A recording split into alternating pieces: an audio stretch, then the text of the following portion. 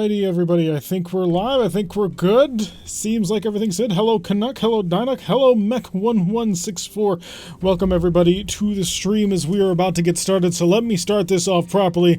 Stand to McWarriors, and welcome back to another episode of RogueTech. Oh, it's been so long since we could actually say that properly. So yeah, we are once again back in RogueTech. The version that is compatible with 1.6 Urban Warfare of the base game BattleTech has finally dropped into the hands of those of us who are not part of the alpha testing team. So I am super excited to get this going, and yeah, there's a lot of new interesting things that have been added to the game. VTOLs, more tanks, more mechs, even more mech actual designs rather than just variants, and so very much more, and I cannot wait to show even more of them off to everybody. Hello, Sean. Welcome to the stream. Isn't that Leodama? Yes, it is. It absolutely is Leodama. But it was, frankly, probably the best one that popped up in the entire thing. So yes, we will be led by Leodama, although that's not actually going to be saying. He will be Lynx Christopher Mayer, if we want to use his name in the proper, which we probably won't ever bother with doing. So, at the end of the last season of RogueTech that we did on stream, we made the decision that the next run would be a clan run because people had really been asking for it. So, we are going to be starting with a clan start. Because of that, we selected Rumor Periphery. We decided that we got betrayed by the clan. What's Apollo doing here? Apollo's going to be fighting a battle mech. Apparently, he's not a very good pilot, all things considered. But hello, Lauren, welcome to the stream. Glad you could join us for this one. It's great to have you back. And we're picking Initial Mercenary because we figured that'll be the best sort of selection. So he has a little bit of gunnery, a little bit of guts, and a little bit of tactics, a little bit of everything. His piloting just kind of sucks. Call sign Apollo Rito? No, he's going to be Lynx. I'm not going to rip things off that much. We're just going to use the image because it's a great image. So, everything has been set up in advance. Hi, nice to see progress. Stable version? Yes, this is the stable version. If you are looking for it, if you're on the YouTube, you should be able to check it. A link down below should have a link to the most recent RogueTech version, just a link to the Nexus mod, which should be the most recent version. Make sure that if you do download it, also download the community asset pack. Rito? No, he is Lynx. That is already locked down. Alrighty, where are we? We are over Strana Mechti. Way out from where we normally start.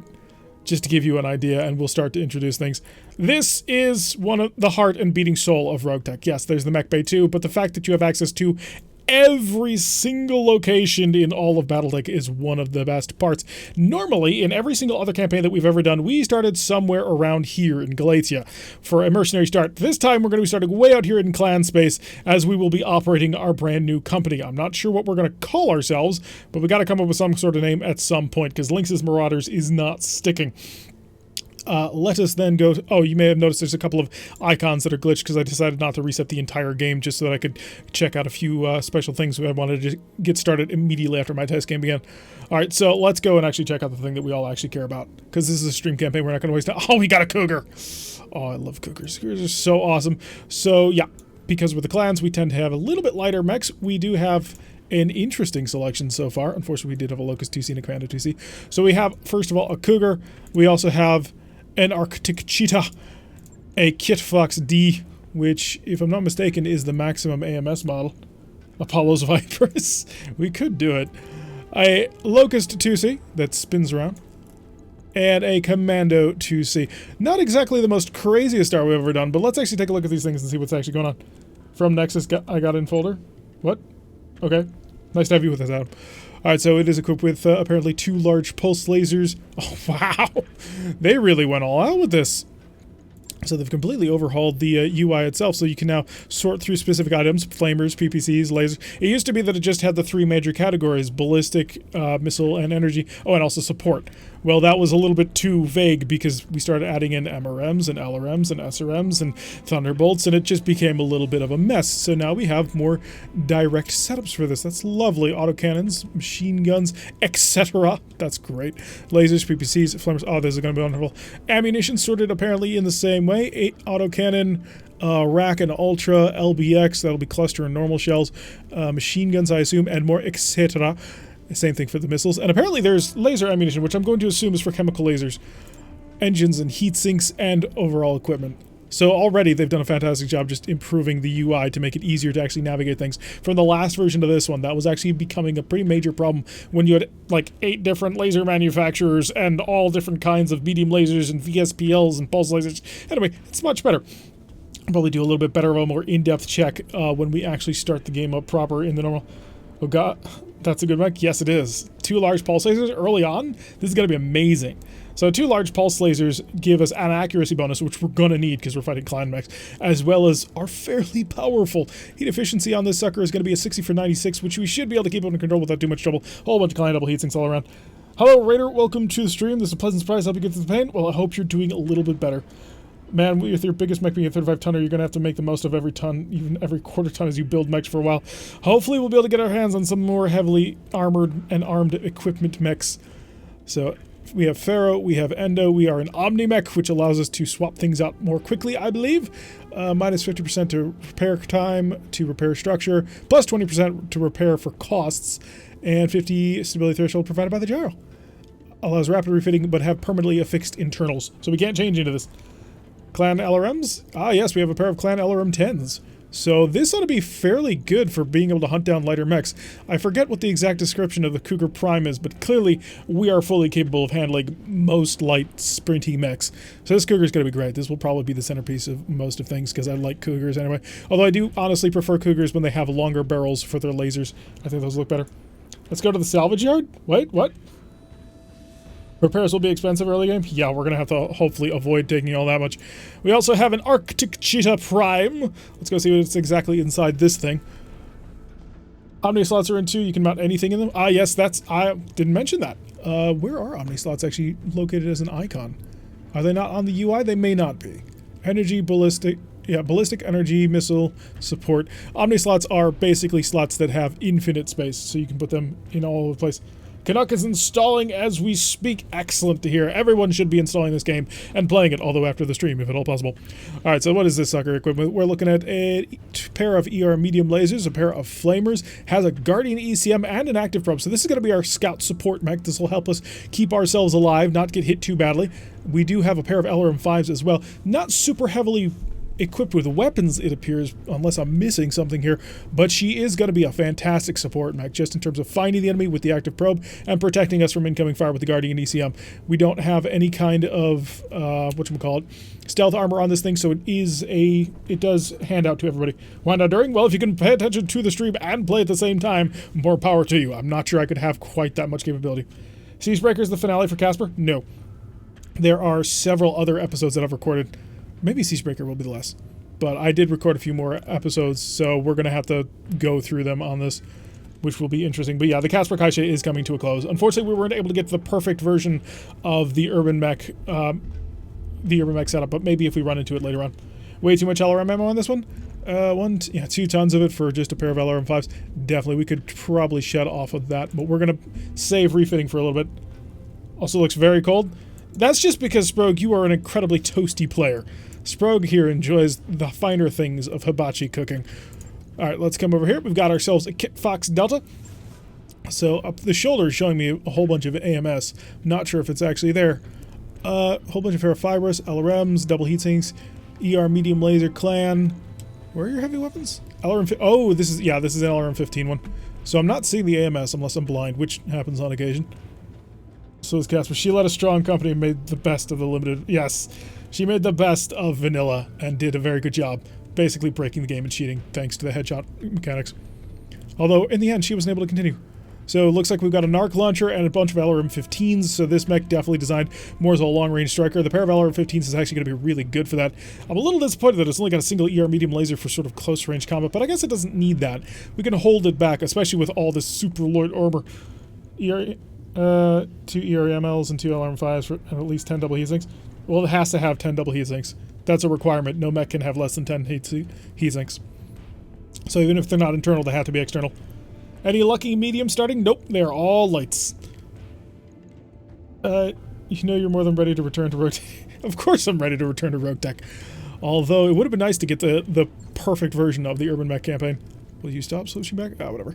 And let's go check out our Commando 2C. Commando's not exactly the most exciting mech ever, but it is a 2C. And it brings ATMs to the table, which it then mixes with SRMs because someone decided that it wanted to be super fun. Also has an SMER Pulse. What? Oh, okay, so we've got it's a small medium laser? SMER.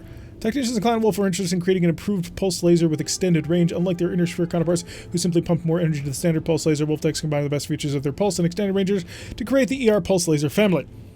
Okay, it looks kind of like a small. Yeah, with 8 damage? Well, maybe. Actually, I'm going to guess it's a small laser. We also brought to the table an improved heavy laser. So, but it also looks like another small, isn't it? That's why I'm saying it's cold. Not even you can cook it. You would be surprised. Small laser with 530 range. Yeah, there is that. So it's not exactly useless. Definitely is a bit of an odd build. I'm not quite sure what to make of it. The ATM-3s will be great for hunting down lights, but then it brings the SRM-10 pack from the normal commando, and then brings on a couple of very interesting smalls. UI names tend to be shortened, so yes, it's just a small. That's what I thought. 18 heat on that, and an additional 9 heat on that. That'll just show me the heat efficiency over here. Looks like we're dealing with 60 for 67, so that's pretty chill. And this thing has, how many heat sinks in total? 6, so 1, 2, 3, 4, yep. That is the best it can be. And then, of course, finally we have our Locust 2C. Let us check out how this is equipped. Although, if I remember correctly, it should have a large laser, doesn't it? Or, no, this is the Blitzy super small one that gets behind you and just annihilates you with small weapons. Although this is not quite that, but close. So we've got 6 small heavy lasers for maximum pain, and then an ER medium laser. That's not terrible at all. How's the heat efficiency on this thing? 72 for 129. Really? Woo, that is toasty. So we're going to have to pick our moments to use all of that. But we're certainly going to have a good time with this one. It is incredibly lightly armored. Oh, this is going to be painful. We don't really have stuff to swap out equipment with, so determining what the best mechs may be a bit of a difficult thing to do. So you are also, but you are max armored. I think we'll bring this commando just to be a little bit of a light tank. Heat efficiency of nope. Yep. So that'll be Sprogue's mech from now on. Sprogue, congratulations. We're giving you a Locust 2C. Make the best of it. What should we do? I think I want to bring the commando on missions though, because the commando's a little less, you know, torchy. Who are you going to take as an alliance? Or are you going to take a poll? I'm planning on allying with whoever the people want. So I suppose we're taking a poll at some point. It'll be an informal poll. Just mention whoever you want us to align with. We are, of course, in clan space, so you make your decision accordingly. Let's see. So the Cougar definitely is going to be in. It's too great not to. The Arctic Cheetah Prime also definitely going to be in with all its LRMs. Kit Fox is an interesting and excellent mech to throw in as well. Oh, wait, no, this is the LRM. The Arctic Cheetah is our electronic support gear one, and it is also a fairly derpy looking mech. Sorry, I'm not a fan of Arctic Cheetahs. Boo, Clanners. Well, they asked for it as of last time, and I had been promising people Clanners for a while. Otter holds hands over on Twitch, saying that he does not like the Clanners. Check the shop for any cheap center equipment. Otters wants pirates for the win over on Twitch. Well, guess what, Otters? You're in luck, because the normal mainline campaign, right now we're holding a poll on our Discord. Sprogue, if you want to pop the Discord over on Twitch, I don't know if you're hanging out over there as well. But we're having a poll on our Discord right now for our mainline campaign, which we'll probably be releasing at a slightly higher than normal frequency for the next week or so, and that's the only hint I'm giving on that. One of the options for that will be a pirate campaign, and if you want to vote in it, feel free to join the Discord and vote. I believe pirates were winning by 1 point versus a periphery start, so that will be an interesting playthrough. But yeah, we're definitely going to be doing clans for this one. And Sprogue with the invite link over on Twitch. If you're on YouTube, it should be down at the bottom of YouTube. Alright, so yeah, we'll be bringing the Cougar, we'll be bringing the Arctic Cheetah just in order to give us the support systems that we need, the Kit Fox for all the Z missiles, and probably the Commando, because the Commando is pretty tanky. The Locust seems a bit of an all or nothing build. I mean, if it gets touched, I mean, look at this armor. This armor is horrifically bad. 8 for Pirate, 7 for Periphery, that's great to hear. Yeah, it's got terrible armor, especially if you get behind it, so we'll probably hold this in reserve. It also doesn't have full armor. What? You're at 0.009 tons. Oh, how dare you, sir. But I'm not going to mess with it in case I break something. Alright, so yeah, that's our mechs. Let's go check out our pilots coming to the barracks. We also do need to reset. Right now we have 1 vote for Apollo's Vipers, which, you know, seems to hint at us going Client Cobra. I'm not sure we want to do that. Indirect fire penalty. What else you got? Locust 1 sneeze to kill. Exactly. Check the Alpha 8 on the arc. I don't care. It's fine. Kicker around chip. Twitch says, I hope you have better luck than me. I hope I have better luck than everybody too. Just in case. Alright, Sprague wants to see the Arctic Cheetah's Alpha Strike. He is terrified of what we have done with it. So, according to this, it has a heat efficiency of 60 for 66. So, Sprague, it can cook itself. You just need to give it enough time. And also, I believe it's a minimum number of heat sinks. One there, one there. Yeah, it's at 10 heat sinks. Can't come any left. 3 planets, no 1 or 1.5 star missions. See, that's why I chose planetary difficulty instead of anything else. Because I don't want to throw myself into a meat grinder. Also, planetary difficulty allows us to have a little bit more variety in what we're doing. Serious Rogue? It can boil. It just needs time. Alright, we have, of course, Arclight. Coach is back. Ek is back. Exodus is back. God, it's almost like a world's finest. And Punisher's back! You can't keep a good pilot down. Punisher has returned to us once again. Everybody say hello to Punisher. He has been the MVP in pretty much every single one of our stream campaigns. He also tends to die to an AC-20 to the head in a lot of stream campaigns too. So that happens a lot. Christopher Krant? Not sure. There are also desert planets. Those are Abomination.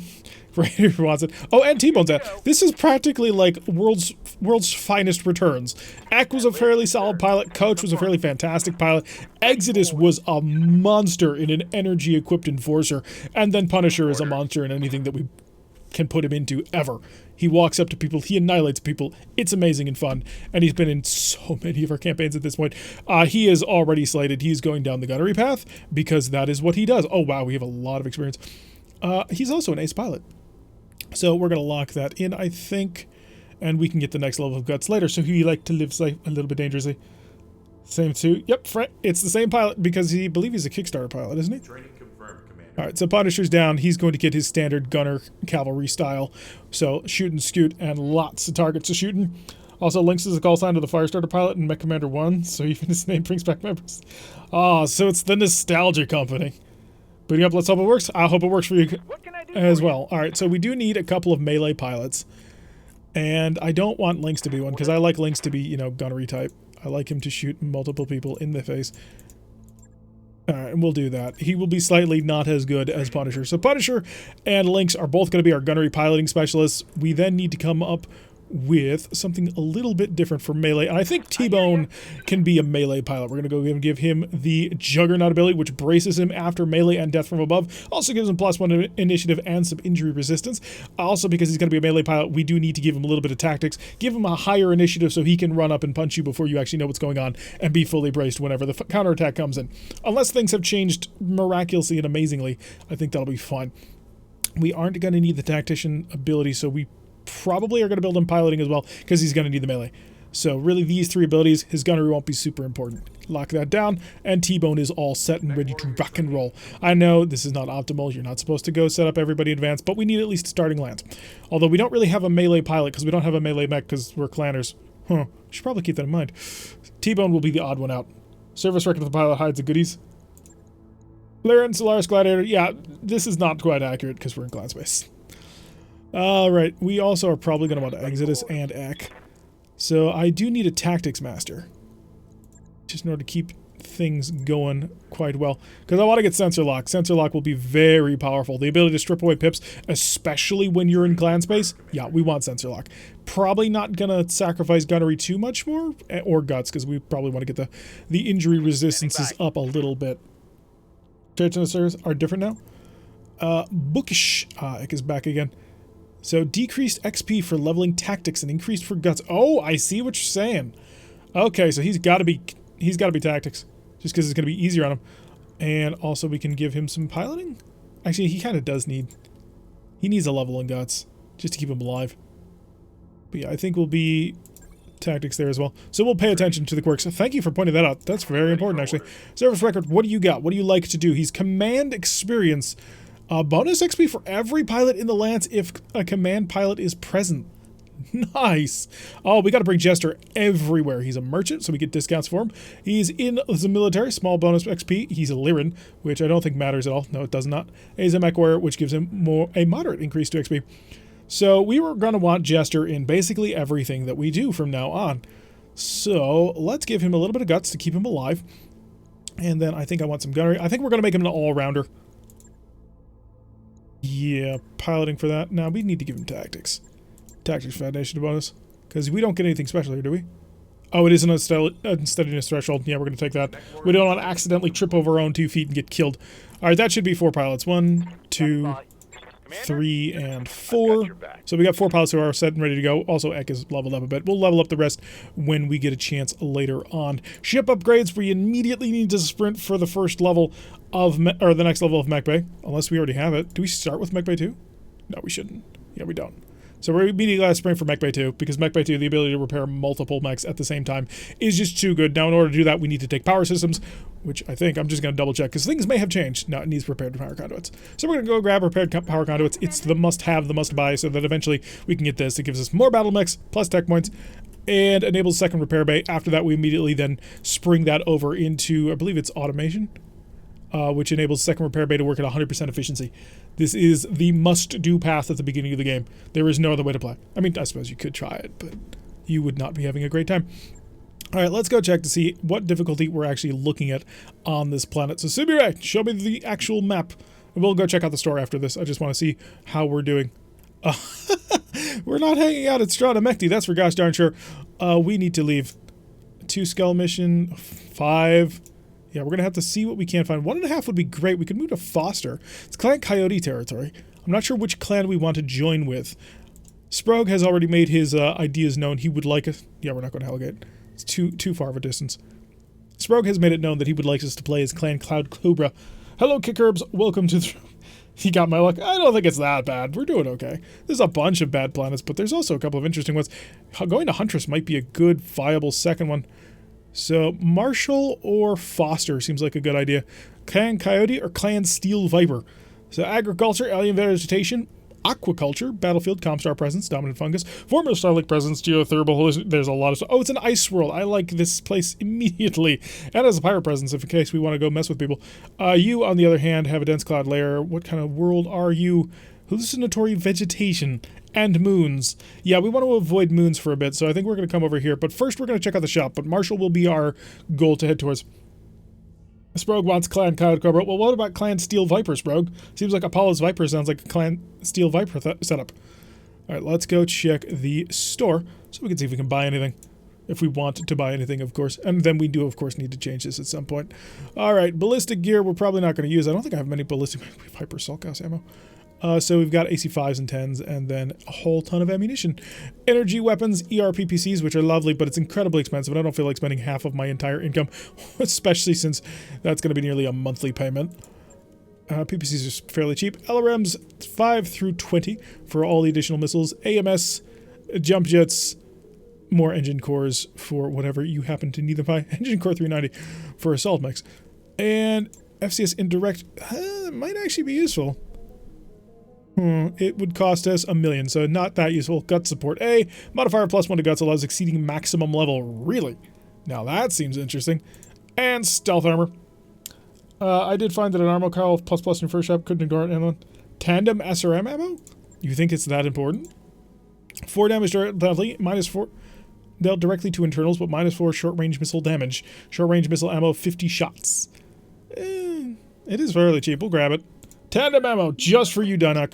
We'll see if you can't steal a couple of crits on through, because we do have a commando that uses an SRM. But I do need to double-check to see if I can replace the armor. Maybe on the 2Cs I might be able to do it, because stealth armor would be nice. Because just in order to make our mechs a little bit more dangerous and difficult to hit. The guts increase would be interesting. Ferrofibrous I already got on pretty much all of my mechs. Don't need the zoom fire control system. Really, indirect would be interesting, but I think I might have something similar. Why not Clan Novacat to make our friends? Let's go see. Where's my Kit Fox? Kit Fox is equipped with just a standard fire control system. Interesting. Kickerb over on Twitch says, yeah, I ended up with a melee locust, which I think is hilarious. Our locust is almost a melee locust. Auto crit chance? Yep, that's why we got it. Thank you for pointing it out. And we'll go on the commando, because I believe the commando is the only mech I have with SRMs, isn't it? Yeah, everybody else is packing LRMs, if I'm not mistaken. Just gonna do a quick check of that. You do not have missile weapons of any kind, do you? Oh, you have 2 missiles, but they're LRM 5s, aren't they? Yeah, your wrist-mounted LRM 5s. Your LRM, you've got the SRM. You, on the other hand, have 2 missile hardpoints selected, and they're LRM 10s. So LRM 10, LRM 5, LRM 15, and you are my SRM mech. So he's getting the tandem ammunition. After all, we're going to be traveling, so they're not going to be hanging around and doing this. So give me a ton of ammunition. Oh, I only have a single ton of ammunition on this thing.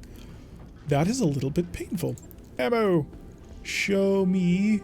Is it an etc.? No, it's an SRMs. Obviously, it's an etc. Yeah, we don't have any additional weight for it. So if we do this, we'll be losing 50 shots with the SRMs. So right now we have 10 shots shooting with the SRMs. We'll go down to 5 before we run out of ammo. That's kind of not sustainable.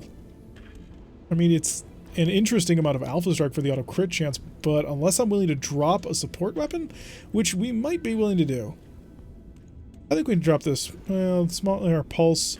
So 30 damage with the heavy, 24 damage with this. The pulse laser is great, but I'm gonna lean a little bit more heavily into the missiles. So we'll go with that. Fair enough for only a ton of ammo. We're gonna add the tonnage. We're gonna make this work, I think. Maybe not. It's such a difficult decision to make. We'll put it in there eventually. It'll get it eventually, once we figure out what we want to strip out of here, but not right now, I don't think. And a Locust doesn't have any missile hardpoints. I mean, it has it just doesn't have anything in them. So, we need to... I'm just going to check the contracts, because this is a 4.5 skull world, so obviously this is not going to be easy, but I just want to look. Oh, really? Oh, they're all travel contracts. Never mind. You are going to... Capola, which is 209 days away, 228 days away, 240 days. Yeah, we're not taking any of these. Alright, so I think we've got everything set up. We don't want to buy that indirect missile. It's interesting, but I'm not... I kind of do want to buy it. But it's going to be half of our cash. That's the problem. That is the thing that worries me. Because we spend a lot of money. Plus 3 indirect... That's 15% accuracy increase on an indirect fire shot, which he could very well use early on. And I have nothing to sell to sort of offset that cost unless I go all in on it and sell the Locust, which we could do, but I'd very much prefer not to. What do you guys think? Do you think an indirect FCS is worth the price of admission of over, well, nearly half of our current starting funds? While you're thinking about that, I'm going to check the distance to the planet that we're going to next, because we are, of course, leaving. We're not staying on Stratomecti. Too dangerous. Going to Marshall. This will take us 19 days to get there. We'll still have a month to fight. It's just, we're not going to have a whole heck of a lot of cash to build mechs, and that will set us back on repair. Sproke thinks no. I think Sproke's right. As much as I'd like it, as much as awesome it would be as it be able to keep my Arctic Cheetah in the distance, it'd be great. Base low skill shots are more likely to hit now, so it's not as critical as it used to be. Yeah, good point. Alright, yeah, we're just going to travel. We're heading to Marshall. Goodbye, everybody. We are leaving Stratomecti behind as we zip on out of here. It's going to take us 7 days to repair the conduits, which will be done. So we're going to start work on Mech Bay 2 even before we actually make it to the planet, which is going to be great. And jumping. So we are out of here. And we are in here. Coming into existence out of nowhere through hyperspace. The conduits are done. Lovely. Come over to engineering. And let's go get Mech Bay 2 on the way. This will cost us 700,000 C-bills, but we're good with it. If we didn't have, if we had bought that indirect fire, we would have been less good with it, but for now we're okay. So after we get Mech Bay 2, we're going to be moving on towards getting our training systems up and running, because we want to make sure, so Mech Bay 2 automation training systems, so that we can start training up our low-level pilots. We'll visit the store as long as we're here. I love the abbreviated hyper jumps. Oh, you and me both. Having to zip between flashpoints becomes painful if you don't have that. We have a large ER pulse, which is out of our current price range. LRM 10s, Streak 2s, not particularly interesting. A chainsaw in clan space? Are you mad, sir? No jump jets, apparently. Heat sinks, we do have a heat bank, which is within our cache. 40% max heat threshold and 20% overheat threshold. Not exactly super interesting, but they're gunnery support A, +1 gunnery in general. And a life support system. That's not terrible, actually.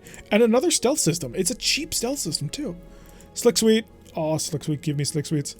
3% increased lens sensor range. We do need to work together, because now, something important to note, and I haven't actually mentioned it, the fog of war will now affect your individual units. So if you don't have any sort of systems which connect your lance mates together, say a C3 master and C3 slaves to go with it, you're actually not going to be able to target things that only your friend can see, which will be interesting. Alright, let's go populate the contract list.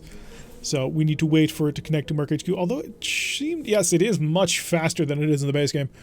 Alrighty, so these are travel contracts we're obviously not going to be taking. We want to take something nice and easy, but I don't think I want to take a destroy base. 1.5 or repossession, that's for vehicles. I'd rather not do it. But it's there, and we need stuff. So we're going to be working for Clan Steel Viper against the planetary government. We are, of course, bringing the Cougar. The Cougar is very important, going to be with us. The Arctic Cheetah is our support mech. And, of course, the Kid Fox for all of that excellent long-range missile fire. Can target blind, but at a minus 13 to hit. Really? Oof. That is a minus 75% chance. Pathfinder going to be much use? We'll find out. And I want the Commando, because the Commando is a little bit more durable than the Locust at the moment. The Locust, not exactly well armored. Alright, so who's getting what becomes the important question. I think that I want Punisher rocking and rolling in the Kit Fox. Because the Kit Fox has a whole ton of LRMs. He's got 2 LRM-15s, which is just going to be an insane bombardment of missiles. Maybe I should give that to a low accuracy pilot, but I don't want him in the Cougar, because I want to be in the Cougar. Because I like Cougars, and Cougars are one of my favorites, so I'm in the Lynx. T-Bone is our melee pilot. I'm going to give it to the Commando, because the Commando is going to be getting up close and personal with people. Exodus, I think we give him the Arctic Cheetah. Because that way he'll be... Oh, actually, no, we need Jester in this Lance. Jester must be in the Lance. So, Exodus, you're out, Jester's in. And the reason why Jester must be in the Lance is because Jester gives us all an XP bonus. And that's important. Aaron on YouTube says, is it bad that I want to see you get wrecked so I can see you roll a new Lance? Oh, that's cruel, Aaron. Not fun. Why would you do such a thing to me? Oh, it's Shade. Never mind. Of course I realize why. I think Canuck just laughs. So, Lynx in the Cougar, Punisher in the Kid Fox, T-Bone in the Arctic Cheetah, and Jester, of course, commanding from a Commando. That's exactly how that should work. Let's drop. Let's get this party started and cause a little bit of pain to everybody. Alright, so we will be streaming for 2, maybe a few more hours than that. I also kind of want to stream later on in the day as well, just in order to get all the people who happen to live on the United States, because this is a fantastically EU-friendly time. But people who live in the United States, this is not great for them. This is the middle of the workday. In fact, it was only the greatest of luck that I was able to get things. Lynx League for the company name? Oh, that... I'm not a fan. Not gonna lie. I mean, if nobody else comes with a suggestion, then congratulations, you're gonna win it. But, so weird to hear that. Sorry, Shade. Maybe I should call you Firehawk the whole time. Shade is part of our Mecha HQ game. He is the pilot Firehawk, the Lance leader of Diamondback Lance, who recently has changed over to driving a Phoenix Hawk from an ancient Icarus II. And that Phoenix Hawk has a hatchet on board because he wants to get up close and personal and beat people over the head with it. It has served to be somewhat useful. Sean wants Lynx's leaping leopards. No, just please, no. It doesn't have to be alliterative. Well, it should. I like alliteration. Oh, there is that. I have mentioned this before. It doesn't have to have his name in it. So we can come up with something fun and interesting instead of just trying to kill me every single time that I have to actually say it. So this will be 3 of 13 priority salvage. 236,800 sequels is not terrible for early on in the game. We are, of course, going to be going up for a repossession, which says armored vehicles, but that may or may not actually mean anything to anybody. So we'll keep thinking of company names. Well, we got some time. We are not immediately requiring it to happen. But this is going to be the first time that I've played RogueTech since the update. So this ought to be interesting because there are many, many new things about it. I'm not quite sure if I'm going to have everything done. Sproke wants Apollo's Vipers. It could happen. It could. Maybe Lynx's Vipers might be better. Although that's a weird combining of the animal kingdom at that point. Maybe we should call it Manticore Company. Because we have a snake and, you know, a cat. It's technically should be a lion, not a lynx. But they have it. Let's see, what is a manticore? A manticore is an eagle, a lion, and a snake, right? That's the combination? The rejects? No, Canuck. These guys are not the rejects. We're not using the Mr. Bean avatar at the moment, are we? Dinoc does not like Manticore Company. Or maybe he does. Wait, what? What are we saying yes to? Apollo's Vipers or what? I'm a little bit behind on Shadowwood Beer. Oh, they're taking a little while to actually get this thing ready. Although, I seem to recall that RogueTech always took a little while to just get things rocking and rolling. Where are we going to? I'm not entirely sure at this point. Kind of wish that they actually had, like, the planetary location, like, planetary biome listed here as well. Manticore is good? So say we all. +1 for Apollo. Yeah, you got 2 people for Apollo's Vipers. Which is just weird, because there's nobody named Apollo in this lands. The 7th Viper Galaxy. The 7th Viper Galactica. No. We're trying not to... Well, there are a lot of BSG fans, so I suppose there is that. So, okay. So, Apollo's Vipers has 2 votes so far, even though the guy is not actually named Apollo. That's an Everspinny. I don't think that it is. I think it's just taking a while. I'm hoping it's not never spinning, because that would suck. Because then I'd have to restart things. And I don't want to restart things. Because restarting things is boring. I do seem to recall, though, it takes a while. So, if we're gonna be if we are gonna be a pirate, the name should be Hades Hounds. Well, we're not pirates. This will not be the pirate campaign. The pirate campaign is going to be the normal runner.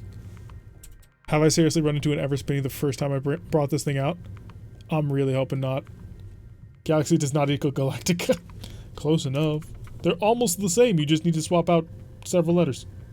They begin with gala. So a grand ball where we can all have a great time. Yeah, I think you might be right, Shade. Yep, I think we're stuck. Which is a shame. We'll have to see if the lance got saved or if we need to rebuild an entire lance. Okay. 3, 2, 1. Nothing happened. Goodbye. Blow the game away. We'll come over to... We'll be right back. Although we're gonna, hang out with you as we break down the game. Oh, this is so unfortunate. But I knew this might happen. I was actually kind of figuring this would happen. Being first often requires you to run through the greatest of pains. Usually save just prior to a mission? Yeah, we'll find out shortly. Play! Let us jump right back in to our version of RogueTech. And if not, then this will be incredibly sad, and I will be not happy. It usually saves? Yeah, hopefully that'll be all right and proper and working all good. At least that is the hope, anyway. So, ModTech is loading, and it'll zip itself through that installation. Hopefully, with any, if we're lucky. Oh, we managed to pick up 2 new people onto the Discord. Hello, Otters Holding Hands and Archex. Thank you for joining the Discord with us. I hope you have a good time with us for a little while. For however long you decide to stay, you are welcome here. Trying to figure that one out. Dang, too late for logs? Well, we'll come back to it later on. So, it's not the biggest of deals. If it breaks again, I'll have you walk me through getting extra special log. Oh, just go to the RogueTech folder. Duh. So, yeah, if it breaks again, we'll make sure to get logs of everything, and then we'll try one more time, and if that breaks again, then we're in trouble. Pirates are invading you. Really, Otters? Oh, coming into the Discord. Yeah, there is that, I suppose. The pain of being assaulted in such a way. Alright, come on, ModTech, you can load faster than that. I believe in you. Although, technically it says you should not alt-tab when you're trying to load up ModTech, because it can cause problems. So, yeah, we're going to hope that that didn't break it. Otters from the RT Discord. That's cool. I kind of figured. So I did send out a message into the RT Discord. I got to be first, but that also means that I've got to have the biggest of problems.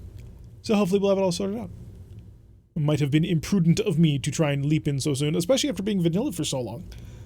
So I always had been wondering, hey, does anybody actually mind that I'm uploading vanilla content to the RogueTech Discord? But you know what? People didn't seem to mind. So I kept doing it. Wow, we have been live for 40 minutes and we haven't gotten to an actual war yet. I'm disappointed. I want us all to do battle. Destruction. We play this game for the big stompy robots, not for the loading screens. But we're working on it. 16 watching on YouTube. And according to Restream, another 5 in other locations. So there is that. That's not bad. I believe at our height we had almost 30. So we're not exactly the biggest time streamers. There are much larger, more powerful streamers than us. But we're scrappy and small. That's what we've got going for us. Otter over on the Discord says, we have been working hard to find mics for months. I believe it. Oh, boy, do I believe it. I've watched with as much interest as I can possibly do. Canucks on YouTube. That's very cool. Yes, I can see your little icon. Alright, let's see if it loaded it. This was the career that we sort of had started. I'm going to ditch that because we don't need it. Yes, you can get rid of keyless campaign. Load. Lynx's career. Checkpoint career start. No. Pre-mission possession. Let's hope it works. So we'll load the save file in this one, and if we can drop in... I really want to see how this Cougar works. Although, again, I think that the Cougar should actually have long guns for them lasers instead of short little stubby ones. It kind of throws the entire thing off. It's one of the reasons why the concept art for the Cougar from the Clan Kickstarter is so gorgeous compared to the model. Like, have you guys seen some of that concept art? That Cougar is just to die for. I want it. I want it in my life. It's going to be one of the mechs that I absolutely select for one of my packs. Once, the Pledge Manager is live. Maybe a couple of them. Because they are just so badass looking. They've got everything that I want to see in sort of the heavier end of a light mech. Stoop forward. They've got the nice big heavy guns on the arms. They've how do you pronounce that? Digitigrade or whatever it is. The reverse leg look. I'm a huge fan of it. Bushwhackers, Mad Dogs, Timberwolves, they're all so awesome because of it. So, once we can... I want to see that thing in action, though. I want to see it blazing away with its LRMs and its large pulse lasers. The clans have so much more firepower than the Inner Sphere at the very beginning of the game. Which is in some ways really cool, but in other ways a little bit disappointing.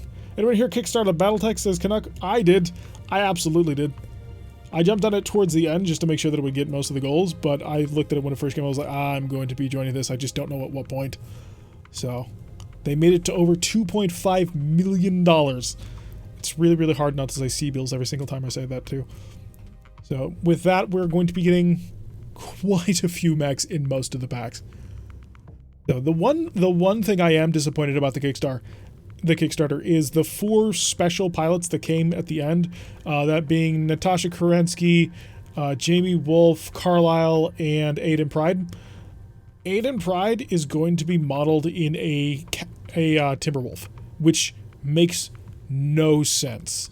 Because Aiden Pride adored and loved his summoners. He would not drive a well, he did drive a Timberwolf when he died, but he loved summoners way more than Timberwolves. It kind of disappoints me that we have to take that. But yeah, it's definitely going to be awesome. Alright, we were going for repossession, which is there. Negotiate, give me all the stuff that you've got. Pilots, already slotted. Let's hope we don't get a never spinny this time. I want it to work, I desire it to work, I crave it to work. Maybe we'll get lucky this time and everything will work out perfectly. That's the hope. We have waited through many loading screens, game. Do not disappoint me. Colored dots on the maps show special features. That'll be interesting to watch. But yeah, that Kickstarter managed to go well beyond anyone's expectations, I think. Especially towards the end there. Before the 2 million stretch goal, sites like KickTrack were not anticipating that it would make it all the way to the end. They were anticipating that it would sort of die out part of the way through. So I was quite surprised that not only did it make it over the 2 million mark, but then went beyond that to go nail the 2.5 million mark. Which, you know, that's pretty amazing. Alright, let's see if the game will actually manage to set up this time, and we can get this game underway with bombing and blasting and blowing people to little tiny smithereens. Although in our case, we don't actually have any ballistic weapons. We're all missile and energy, which is an interesting skewing. Especially because if you read the introductory, over on the wiki, there's a getting started with RogueTech that I reread through recently, and one of the things is, like, missiles are so much worse than they used to be. And here is our lance with at least half of our firepower made up of missiles.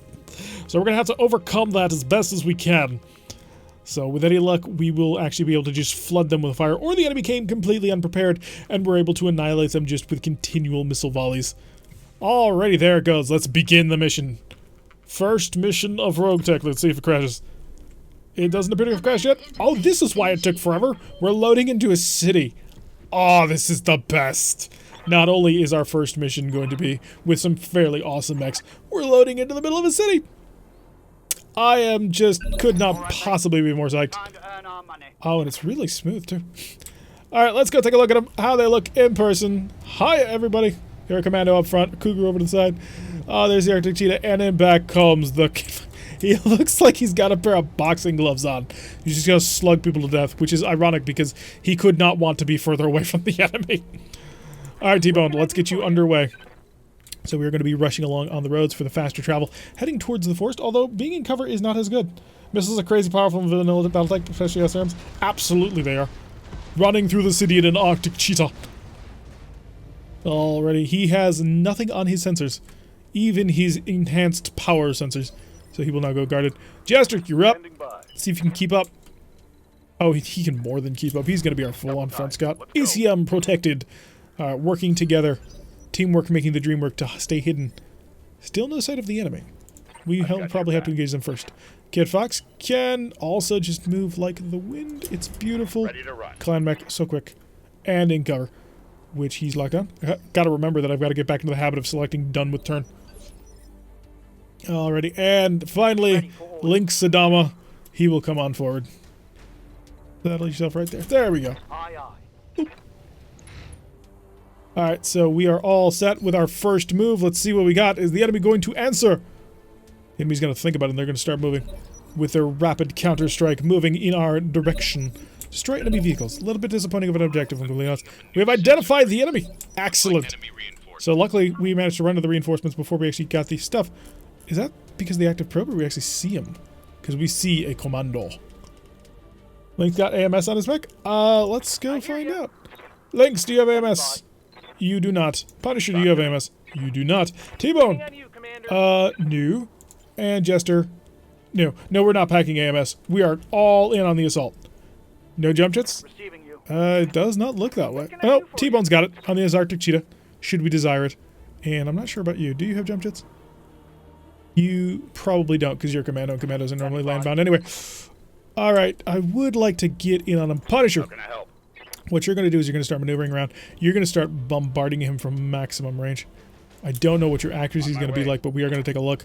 0.9%. You know what? I got the ammo. I got the heat. Well, let's unload. Let's give them all the love. So, normals. They are clan tech. Open fire.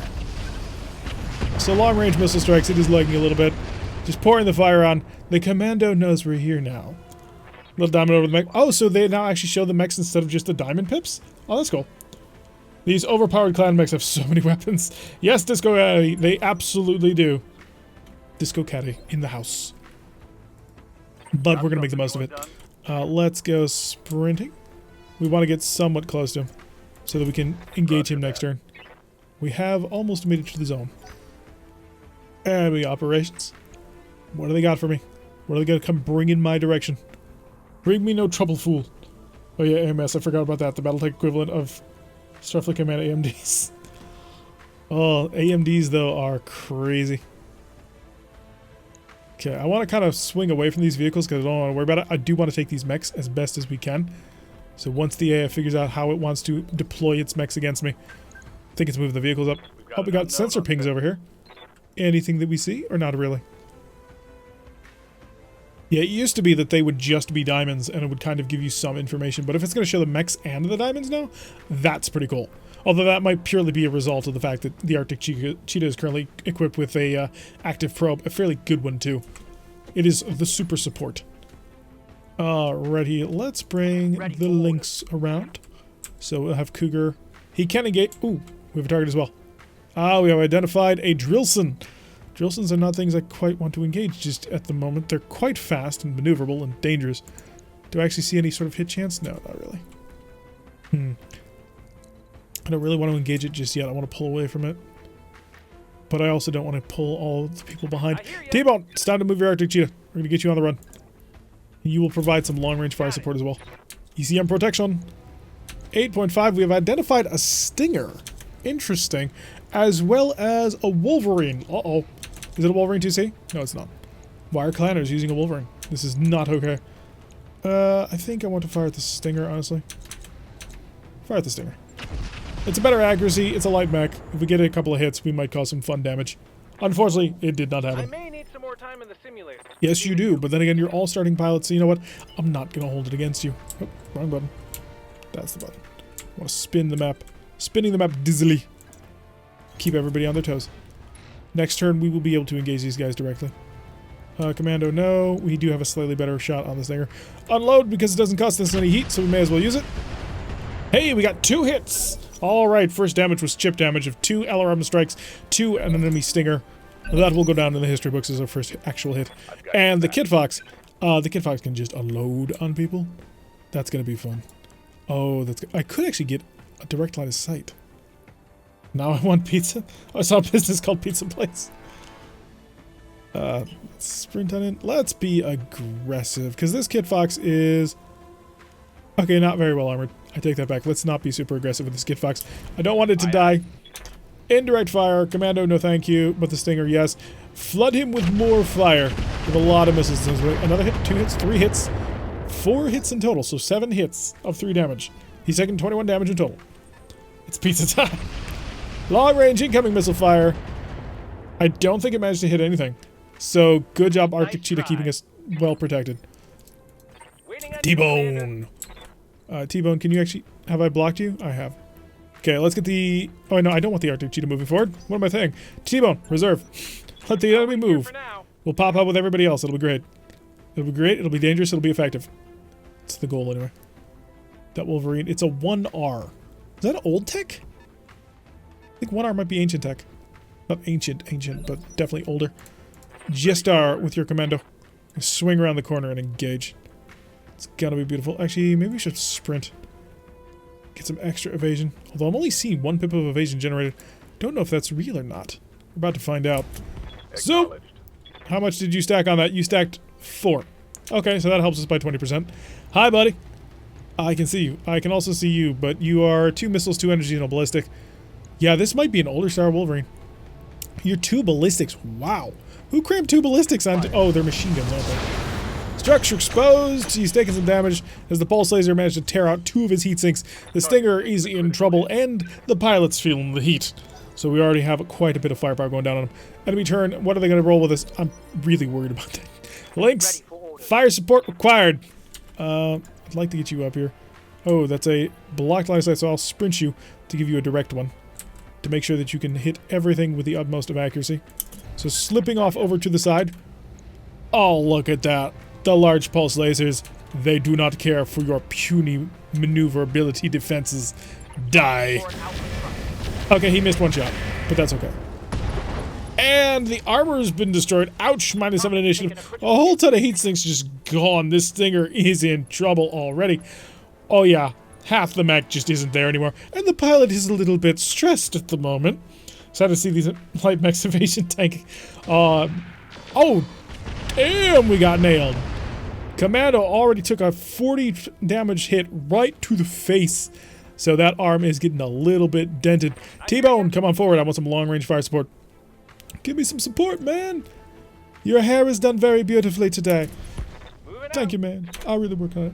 Okay, let's go kill him. Oh, beautiful accuracy. Because he's no longer evasive because we hit him. Hit him with everything. And there he goes. Stinger's gone. What does stressed do? Turn ends, damage on Stinger, still struggling. Yeah. Stressed is part of the pilot panic mechanic. So as you flank around pilots, shoot them, dent them, blow off their arms, make them just overall not having a good day, they will slowly get more and more panicky, and they will go from unsettled to stressed to probably panicked and freaking out. There's several levels to it. The more freaked out they get, the closer a chance they have of wanting to get the heck out of the mech and pull the handle and eject, which can be a fantastic way of getting your hands on really good mechs. Oh, we got an R8Q. Interesting. So it's going to be a PPC-equipped urban mech. That's quite interesting. I've said interesting too many times at this point. So we're going to be able to knife our way through most of the composition so far once the enemy manages to set up its turns. So let's see how they're setting up on that one. Oh, we don't want to scroll too far. Wanna make sure that we're ready for it. Come on, the enemy. I dare you. Bring it on. You got nothing against me. Punisher, come to me. Oh, just that and that. Okay, now Punisher, come to me. So Punisher's packing the Kit Fox with all of the missiles, and I'm really, really tempted to have him shoot that urban mech because he's got a beautiful shot at it. But he only has them on sensors, unfortunately. Could also nail the Wolverine, which is an option. I think I'll swing out and we'll set up for a follow-up strike. So he's stacking up 3 pips of evasion. Not a ton. Wolverine's good accuracy, even better on the urban mech. I kind of want to rip that PPC away from him. So we're going to fire some long-range shots to the side. Should be his right side as well, which might even have us allowed to rip off his right arm. Does panic make him also less accurate? I have no idea, actually. Very bad morale also makes you easier to hit by 1. Ooh, that's painful. So we're going to have to keep the morale up, although we might be very easily hit at the moment, aren't we? Do I go and knock out the commando? I think that might not be the worst idea ever. 64. How about if I got some sprint going on? I can get an unobstructed line of sight, get right up behind him. We will be revealing ourselves to the Drillson, but I think we're actually staying within the range of the electronic countermeasures being broadcast from our Arctic Cheetah. So that'll be great. I think I want to pull guns off the table first before we start really trying to rip into this, into the Wolverine. So I got a Striker, which is LRMs. That's a problem. That's a Hetzer. Hetzers generally have AC-20s on board, so they're quite painful. I think we cooked this sucker. I mean, I could... No, we're going to cook this sucker. Get that heat a-flying. Nail him from behind, see if we can't tear him apart. And he's gone. So that is 2 mechs of the Mech Lance out there. We are overheating. Ammunition explosion has been avoided, but that is the first one. My choice of words is interesting. Specifically, which ones, Rogue? It would be funny to see if you could build a particular weapon loadout to be a good psychological warfare to make enemies panic and eject. That was Flamer builds for a while, wasn't it? The Flamers had a massive, in fact, probably too massive effect on panic, and so they nerfed him. They also nerfed Flamers before that when they were starting to try and introduce the expanded heat mechanic from, I believe it's tactical operations? T-Bone, time to get you on the move. Probably get you jumping. Just so that you can be as evasive as, at all possible, while at the same time providing the incredibly useful and important electronic countermeasure. Maybe we just hide with it, because I don't want it to get shot. I mean, it's not super well armored. It's okay, just I don't want to get shot at. So let's swing on over. Would I have good accuracy if I just started engaging the Wolverine? I actually would. I'd have very good accuracy, actually. How far back can I be in order to take advantage of that? Okay, we're going to jump forward. Jump right to... Ooh, or I can just continue to nail that Urban Mech. I might do that. So we are evasive. We could shoot you. That Urban Mech is still showing his right side to me. Oh, he had rocket pods, so he's down to just his ballistic and 2 energy. This ballistic is probably a medium rifle, so it's not particularly amazing. This PPC, on the other hand, could be very dangerous, and I'd like to remove it from the board. And it was a Donald PPC and is now gone. So the Urban Mech no longer has a whole heck of a lot of firepower. Overheating does impact morale? Okay, we'll keep that in mind. Hide behind that building. Nah, we want to be super aggressive. So... Also, 4 pips of evasion should keep us somewhat safe. Unless he nails us in the head with an AC... Well, with a medium rifle he's probably carrying. Could be a light rifle? I don't think it is, though. Cougar's got to spend a turn chilling out. Receiving you. Even so, they are beginners with a very good chance to hit. Okay, so the commando could actually run up and just punch him. I can even get behind him and punch him. Which would be hilarious. I think I want to sprint. Get into the water, get behind him. Which side are you carrying that cannon? It should be your right side, because, most mechs have a right side bias. And he does. Still, if I got behind him, I could really rip into him pretty good. And then we would not have to use the tandem SR, or we don't have them. Yeah, he's got a medium rifle and a pair of medium lasers, and then his rockets. So, hi buddy. Surprise! From behind, structure exposed. He's already having a bit of a bad day, which is lovely, so he's going to have to react in some way to it. He's going to go and try and punch. Managed to nail us with a kick. Didn't actually penetrate the armor. So that's wonderful. Yeah, low skill got slightly buffed, high skill got slightly nerfed. Alright, so we are slightly unsteady. That almost got through the arm, but this commando is tanked to the gills. Long range fire coming down on our Cougar. Don't think it actually hit us, so that's good. The Cougar, however, is going to have to avoid using all of his heating weapons because, he is now cooking just a little bit. Is your right side towards us? Oh, it is. So I can now move 3 mechs in to shoot his right side. That's going to be lovely. So we can keep things going with great efficiency and aggression. I'd like to take it as intact as possible, but it is a periphery 1R, which means it doesn't have any good gear on it. It's not a particularly solid mech. It probably will have primitive armor and primitive structure, which are not good. They need to be replaced if you want to use them. Urban Mech gonna hop around.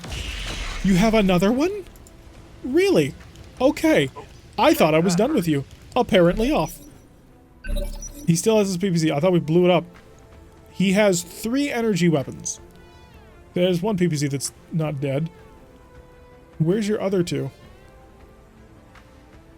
And in the head? No idea. We don't know. T-Bone! You're going to probably bounce. Yeah, we're going to bounce slightly to the side.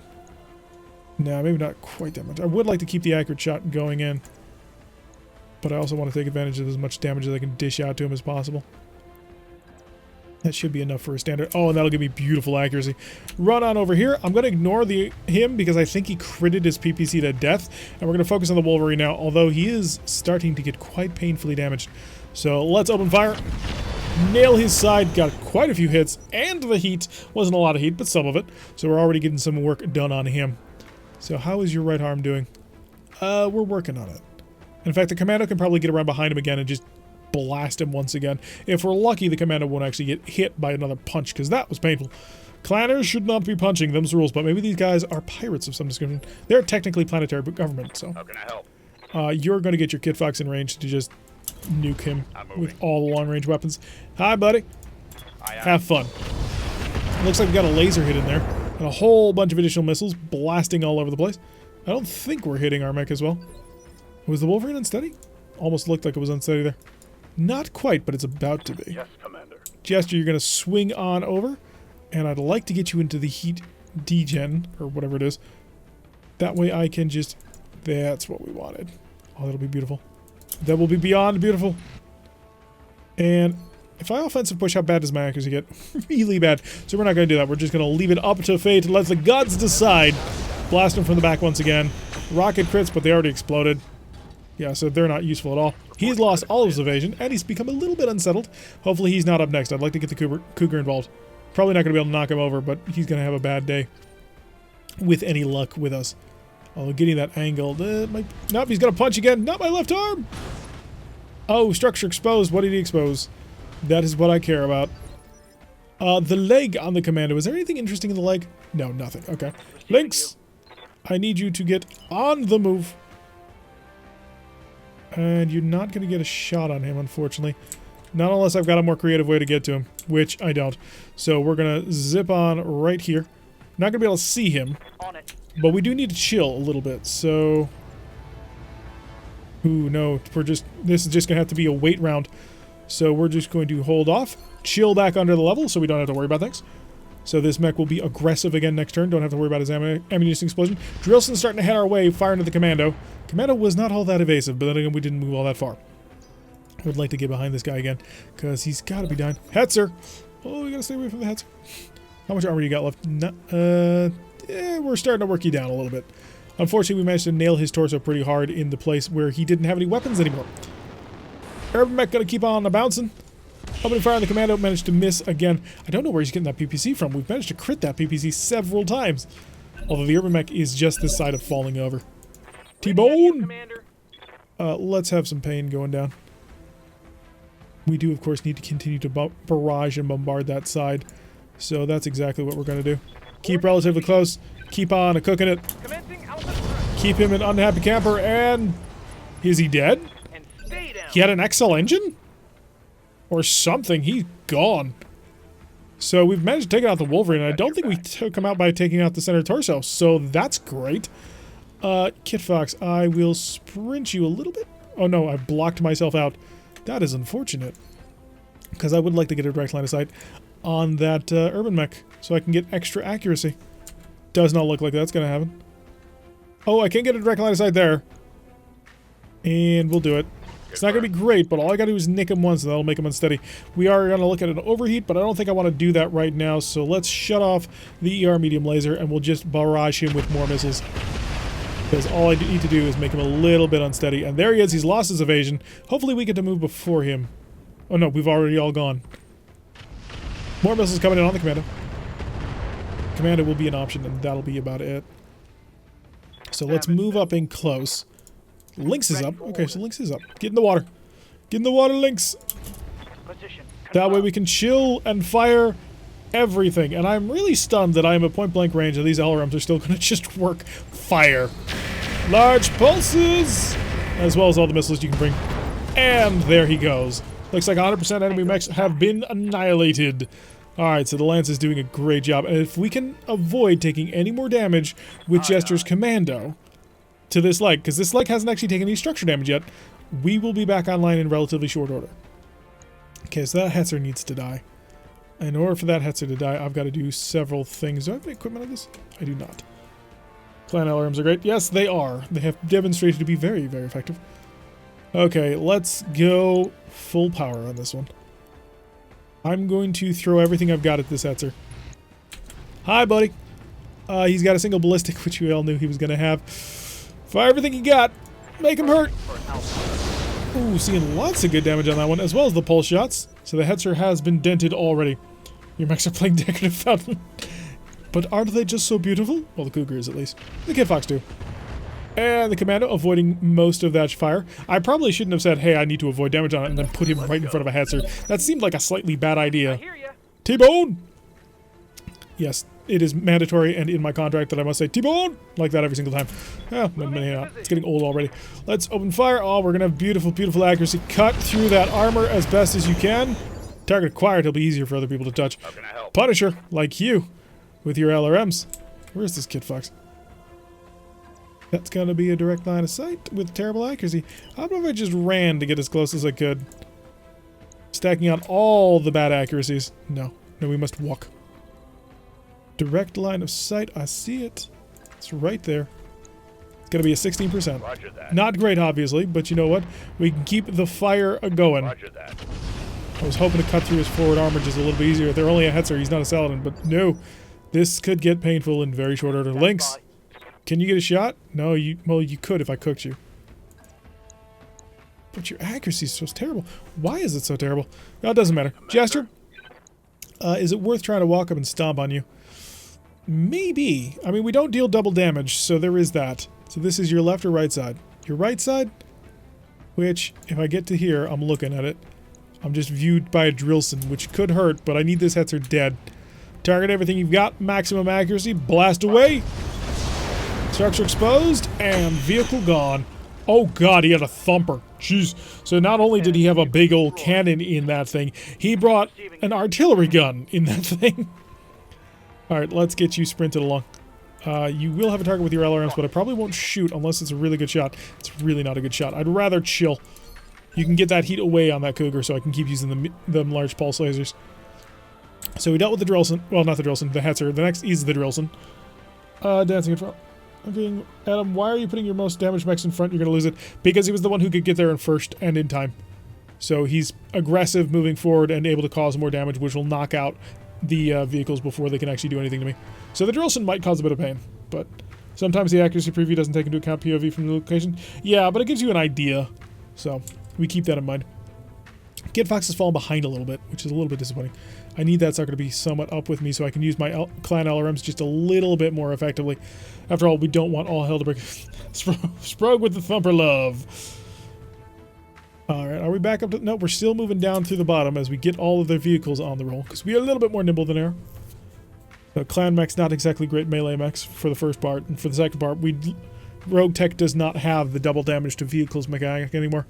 So you have to be a little bit more careful about it. Vehicles have not just an auto, he's gone. Alright, let me get Punisher, or maybe T-Bone. What can I do for you? T-Bone could actually step on him, but he only does 27 damage, where as opposed we could, you know, fire missiles at him and cause even more. If I sprinted, I could really get on top of him. Oh, that accuracy is too good to pass up. Hello. Oh, it's brilliant. It's beautiful. Cut through. Come on, do me a favor. Just cut through. Heat, damage, everything. Well, he's been target acquired, so we've got that moment for us. And Punisher. He's stuck so far back here. We got him up on the hill. That was a mistake. How about if you just long-range barraged? 21%. That's probably the best you're going to get, if I'm completely honest. So just start lobbing from here. From above, the wicked shall receive the just reward. That'll work. And now you can get on the move. Oh yeah, I forgot you're an ace pilot. Duh. Let's get you on the move. Roger. Lynx. Ready for orders. I'd like Lynx to be able to get in here and just wreck his day. But the only way I'm going to be able to do that is from in front of him, which is somewhat unfortunate. Give me right there. That'll be lovely accuracy. ECM protected once again for all the extra protection. Oh, we just need to be a little bit lucky. Vanguard over on Twitch, where are all the buildings passing through? Where are all the weapons passing through buildings? Because it's a little bit glitchy on occasion. Barrage and heatsink destroyed. We've exposed his armor. We haven't killed him. Crew compartment destroyed, but apparently he's not dead. Jester, do me the favor and just finish him off. Oh, it's gonna be lovely. It's gonna be lovely. Hi. Goodbye. There we go. Drillson is down. We have taken out the ones that we can see. Well, we do probably need to get that commando back at some point. I don't want it to die. 2 more vehicles. We got a striker pulling on back. And what else? Unknown at this time. We have a blip. We'll find out what the blip is. It's a Hawkmoth? Not familiar with that vehicle. We'll find out in very short order as we charge on forward. T-Bone! It's time for you to chase after him using that ridiculous speed that you have. No, seriously, this Arctic Cheetah is incredibly fast. Brace it up so you can chill out. Jester will come along as well. Also needs to chill out. So we'll maneuver him a little bit less aggressively so he can, 1, chill, 2, be in cover, and 3, possibly not be the first one who gets shot at, as we would like to avoid death and dying. Alright, so what is the enemy going to plan? They have a Hawkmoth and a Striker and they are being chased by multiple clan mechs. It's not a really fun or safe place to be now, is it, when suddenly 4 clan mechs are bearing down at you. Ah, here they come. Striker shifting across the street. Talk to me. Punisher, you've got a long trip ahead of you, because you've got to meet up with the rest of the group, so we're just going to get you on the run. Aye, aye. So your Kit Fox will eventually make it there, and by the time, it'll be totally chill. Shade, I come back, and he's still ticking. Then I want elementals in those lines. Well, I am going... I loaded up one test game, like just to see if it will all load and set up at the very beginning, and I got an entire point of elementals as my initial beginning. No shooting, just And I was kind of disappointed that I wasn't able to play it, because I wanted a point of elementals. That was going to be awesome. If we're going to overheat, we may as well overheat. Blast him! firing all weapons. Oh, look at all the damage. Watch those Shutdown override successful, but that is, of course, should be the case. Is the heat mechanic the same as it used to be, or did they change it? Hawkmoth. Oh, no, we got a... Aha! We got a VTOL! Oh, this is awesome. If I can get it on screen. There it is! So we have a VTOL on the field at this moment. Flying above. It should be equipped with quite a few weapons, isn't it? Because VTOLs are often described as glass cannons in game. But yes, that'll be a bit of a problem for us to deal with. So let's go deal with him in hardcore fashion. on my way. With lots of missiles. Hi, buddy. He's hovering above me. Blast him! Commander, So shooting all the missiles at him. I was hoping to get a couple of hits. Did not work out that way. Jester, can you come in and support this a little bit? There we go. Hopefully we can dish enough firepower into it that it dies. Yeah, it's got a single ballistic, which might be like an AC-2 or something. Blasting more. Did we take it? Not quite yet, it looks like. Still flying and floating about. Is it the striker going now? Because I'd like to, you know, bring in maybe pulse lasers or something. Shouldn't be able to melee the vehicle. At least I hope not. But yeah, once it actually gets within proper sensor range, we can see it with its little rotors zip around. Here comes the striker. Opening fire on the commando. And not able to connect. Looks like it activated partial cloak. A little bit. These are very, very new. Getting them into the game at all is pretty impressive. The fact that they weren't in the game initially is a lot of things. And I think part of it is, I think the city kind of messes with it a bit. Yeah, you'll notice it's the building that's the problem with it. So I think that'll be mostly fine. If I just sat here... So if I just fired from here, can I fire from here? I cannot. We must move. So we'll maneuver ourselves just in our range and start lobbing even more fire. 12% or 2.2%. We're so close to knocking it out of the sky. I really want to kill it. But no, fire that. Funny, there's only a rotor in the air. Yeah, it sometimes does that. But again, they're working on it. They are improving it every single day. And it is beautiful to see the work that they get done. Gotta sprint over here, see if I can't get a direct line of sight with it. I can get obstructed line of sight. Or an out of range sight, which is a bit disappointing. Show me where I got that direct. There it is. We'll give it a shot. Shut off you, shut off you, shut off you. LRM. Can't even fire an LRM, so this is a wasted ground. Chill out, get him back underneath. We don't want to have to worry about it. Looks like the camera altitude makes it invisible. That might be the case. Hello, Norman. Welcome to the stream. Glad to have you with us. So we're going to see what more work. What is this Hawkmoth going to do? It has a ballistic. Is it a machine gun? Is it an AC-2? We're not quite sure. We don't have good enough sensor data on it. But we'll find out in short order when it shoots at us. Which, you know, is certainly one way of scouting the enemy. Aw, Jester's got the first move. And Jester can punch it. I think that needs to be adjusted. So I don't want to do quite that. I am going to pull back a little bit. Just to see. Oh, yeah, that'll be great accuracy. I don't want to be seen by the striker when I don't move all that much. I'm on the wrong side! Dude! Blast him with everything. And it's out of sky. And a light Gauss rifle? reporting one less vehicle. Oh, darn it. I could have gotten a light Gauss rifle if we hadn't blown the thing up. That's always disappointing. You betcha. That would have been really cool to have. Alright, we're going to blast you. All weapons. We've got a lot of guns to do it with. Target acquired. Punisher. Got your back. Do you have some long-range goodies for me? Copy. 12% goes to 12% because we got a little bit closer, but we did move. More fire coming down. And it's time for the striker to make his move. What's his move going to be? Because I do think it's going to be the last turn that he gets to. The VTOL probably carries a long tom. Nope, was carrying a light Gauss rifle, which is almost as good. Light Gauss rifles are interesting. Very long range, very cool in terms of temperature. Also in terms of what they can do. So there is that. Yeah, not terrible at all. Striker's going to pull back a little bit, and we're going to give chase, of course. I can get a line of sight of you. So that's what I'm going to do. Oh, I didn't get close enough. Give him some LRMs. Fire the LRMs! Next turn, I'll hit you with my large pulses. Ooh, none of the hits. Failed to connect. We can death from above if VTOL. Did I see that right? Yes, you can. It is possible. Just shoot from here, it looks like. You have a shot. It's beautiful. Make it happen. No sweat. It's on his other side. And crew compartment has been destroyed multiple times, but apparently the crew's not actually dead. And they're still rocking and rolling. Lynx, you get on in there. Oh, now we're going to have some fun. Because now we got into the close range bracket with the large pulse lasers. So let us shut off one of the LRMs just to keep the heat under control.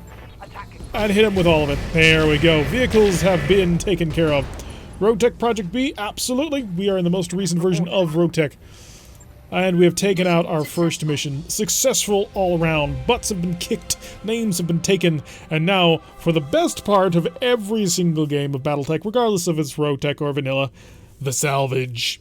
So Punisher became a collider. Yes, it looks like he decided to run off to the northern end of the galaxy to become a collider. Contract payment increased by 30%, which was not all that much, especially after we deduct our drop cost of nearly 100,000 C-bills. What? We didn't actually take a penetrating hit. His armor's gone, but the leg didn't actually take any damage, so the armor repairs hopefully should not take all that long. Fingers crossed. Hope. And everybody managed to hit, except for Punisher, who did a great job supporting, but didn't actually take anything. Oh wow, we have most of an Urban mech. We have most of an ancient Wolverine. This is indeed the Varney 1R, the original primitive Wolverine introduced in 2471. What is this 8Q? Designed as a collaboration between the Reborn Damaging Pact, emulates firepower of an awesome for a mere sixth of the cost. Cheap and easy to maintain. These Urban awesome saw action in the Forces Section War. Oh, is this the triple light PPC version? Because that would seem to make sense. Oh, we did get the light gas rifle. Yeah, we're taking that. I don't care. It's mine. Thank you. Let's see. LRMs. Pirate LRMs. A large laser. Not super useful at the moment. The medium rifle is totally worthless. Donald PPC. 2 recoil and EM buff. So, no, it's actually a full PPC. Must be 1 full and 2 lights. Oh, Thumper Artillery. This is fascinating. What we've actually managed to get our hands on. Is there ammunition for the Thumper? That's the real question. Uses Thumper cannon ammo. Hi, did we steal anything? Do I care? A little bit. But you know what? I think I want to grab the equipment. Plus 1155 XP for a low-level mission. Yeah, looks like it. What do you guys think? I really want this Gauss rifle. The hell is a rifle? Oh, the medium rifle. It's ancient primitive tech. Think a standard Abrams tank cannon. So that's basically what rifles are. So they're primitive, old. They're the predecessor to the autocannon. They're generally not super great, but they can have their uses if you kind of have a specific build in mind for them.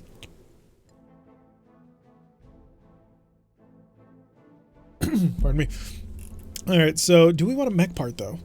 It's only an urban mech. I mean, that's kind of the thing that holds me back from taking it. It's an urban mech. Do we really care? And I do want this light gas rifle.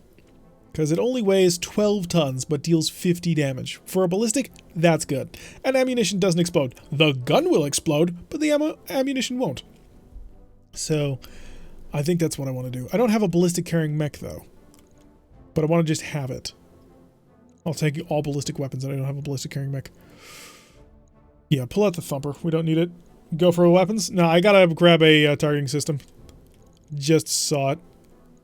So where are you? The fire control system energy. So I can put that in probably the... Oh, and plus 5%. Wait, is that more heat? That may not be so great, but we'll keep that in mind.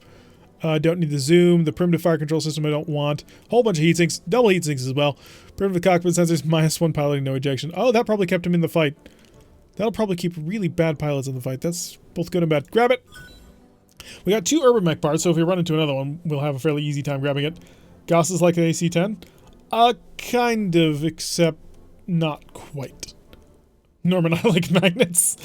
Trash can final boss. Looked like it. I mean, you did have probably the most amount of firepower. We also picked up a flamer. We did get the Thumper anyway, because I swapped that out, so that's great. Did we get the ammo? We did not get the ammo for the Thumper, though, unfortunately. And a pair of heatsinks and a heatsink double, along with a primitive system and a small engine core. So, interesting. Although we are a fairly small mech unit at the moment, so small engine cores are exactly kind of what we need. So that worked out okay. Managed to get quite a bit of business done, and I'm not sad at all about how that turned out. So now we need to probably maneuver on to the next one to see what we can get done. More names to be taken, of course. Names and butts. That's what we're looking for. So the Cougar is certainly a bit hot. By a bit, I mean ridiculously hot. It gets to alpha once and then needs to chill out. So you get to alpha once, alpha a second time, and then your next turn needs to be sitting there doing absolutely nothing aside from running around. Which I suppose works. I mean, it's definitely in clanner vision of burst firepower, because you're only expected to be in the battle for a very short period of time. So who needs extra ammo or sustained firepower or other things like that? Absolutely not. However, see, we did get a couple of mechs. They were dented, 14,142 for the next 7 days. Looks like we're going to have to chill out and wait for that, unless we want to go after... Oh, it's the Arctic Cheetahs in and the Commando. Commando's the real thing that's kind of delaying us. So we'll wait the 1 day for the... Oh, also pilot fatigue. I kind of want to turn this around on another mission immediately, just to keep tempo going. And there is nipped in the bud, which is an ambush convoy. Stop the signal is a destroy base. So we sneak in, we cause some damage. It is for Smoke Jaguar, and I hate Smoke Jaguar. Or we could just do a straight up battle, but it's only 2 of 9.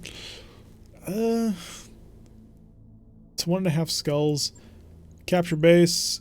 A straight up battle for 2. Don't think I want to grab 2 with my second unit. So stop the signal might be the way to go, or letter of marque. Letter of marque doesn't look like it pays out well, super great in terms of salvage. That's my main concern. Let's come over to our barracks and upgrade a couple of our warriors at this point. Alright, so Arclight, Coach, Ek, and Exodus. Exodus is our sprinty tactics. You are also tactics, so Arclight can shoot people dead. And we'll also go with that, just so you have the injuries. So you're a little less likely to die. Something important. Coach. Coach, I kind of want to build more towards punchiness, but I don't have punchy mechs. So that makes it a little bit more difficult to recommend going that route. So ace pilots would be really nice. I think I just give him general upgrades. So we'll give him general upgrades all around, make him a nice even pilot so we can make a better decision. Base out of range for beginner. Remember that turrets got huge buff to health and armor. Yeah, but it's the very beginning of the game. The question is, how difficult would they be to take? Yeah. Because we do have a backup mech. We have the Locust, and the Locust is phenomenal at close range, should we be able to make it get there. So that's kind of the real question, is do I feel comfortable bringing a Locust, which has basically no armor, into a mission like that? I kind of think I do, because I do have some great follow-up. My only concern is the Commando was a fairly decent tank, so we're not going to have him. We will have the Arctic Cheetah, which should help reduce incoming damage, but we have a lot of LRMs in this Lance. He's got LRMs, he has got LRMs, and the Kit Fox has LRMs. So maybe that works out. I think we take it. I think we grab it. Stop the signal. And we'll take it for stuff. Clan Steel Viper won't like us all that much, but that's okay. Oh wait, nope, we need to wait. We need to wait a day. I'm not going in there with 3 mechs. So, 1 day. And Mech Bay 2 is done. How lovely. Engineering, ship upgrades. Hi. Get me automation. No, not refit armors. I want automation.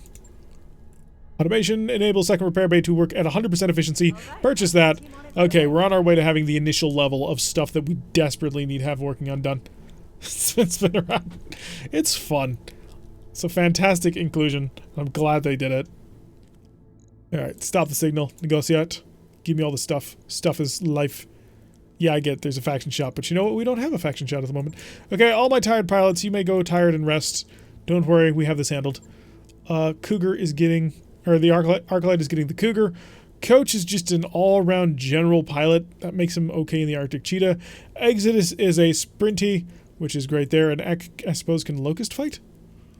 Ek, I'm putting you a little bit out on a limb, but you know what? You're going to deal with it. And you're going to deal with it great. You know why? Because if you don't, you're going to die. So best of luck to you. I'm just going to have to, like, hope he doesn't get himself killed. But I can't guarantee that. And if Ek dies, well, we'll have to have a funeral or something. I mean, we'll put him up on the memorial wall. Maybe that'll be good enough and people will be assuaged by that. Hopefully. I don't have to do anything too crazy about it. Well, we will find out later on. So, dropping down on another mission. Hopefully going to have a whole heck of a lot of fun with this one. Hopefully also won't be too, you know, annihilate ourselves difficult. We are bringing clan mechs, but they are incredibly fragile. That is something very important about very early game. When you're, well, specifically for the clan, because everybody's packing really good guns. You're packing really good guns, but your enemy is too, and that makes life really painful. So, cross your fingers and hope, and maybe you'll get a little bit lucky, although we are taking lower skull missions. But even still, we're in clan territory. It pulls from the clan mech list, I imagine. So, yeah, lots of enemy pulse lasers are entirely a possibility, and that makes us incredibly vulnerable. Probably going to have to level up our evasion quite a bit more if we want things to go. Oh, don't tell me we have an Everspeedy again. I want this thing to work. I think I might have one. Shade, I think we might have another one. Yeah, it's just bouncing around at speeds hitherto unknown. So I think that's going to force us to have to do another reset. We're going to give it a little bit, see if it'll actually work, but I'm not seeing it work properly. See, the spinner got so excited by seeing us spin the mechs, it was like, I want to do that too! And now it's going to sit there and roll around in circles forever. Maybe. We'll give it a little bit longer, because it is updating tooltips, but I suppose that is one of the things the Everspeedy does. It did slow down a little bit. I'm really just kind of hoping that it works. I don't want to reset it, because resetting takes time. Oh, but I don't think I have much of a choice. We're going to give it just a little bit longer, and then we're going to give up on it. Then we're going to reset the game once again, and it'll be interesting if we have to reset every single time. Because we can do it, it just makes recording a little bit more difficult than it otherwise needs to be. Definitely slowed down, though. Might need logs? Yeah, we'll definitely be getting the logs this time. Kind of want this better for Windows, to be honest. Hamster need to move, come on. Oh, it stopped! It stopped for a moment. Was that a freaking out, or is it actually loading the planet? Because another thing to remember, we are dropping in on an urban biome. So cities do take forever to load. Even when you're like fully ready for them. So it could just be that, because it did pause. And if it pauses, then it's got a chance. Maybe. But yeah, we'll definitely get the logs on this one. So, gonna have to try and remember where those logs are located. While that's spinning, I'm actually gonna bring that up and see if I can't grab them. Make sure that we are fully prepared to provide all the information the RogueTech devs need to fix even more. Need to step away for a little. See you later, Rogue. Glad you could join us for how long you did. It's always nice to have you around. Alright, so trying to remember where the logs are. Think there, and then there. And you. And you. And then there. Right. This should be... just ticket. Yeah, but I don't want to get yelled at, so I'd rather have the information all set up prior to doing that.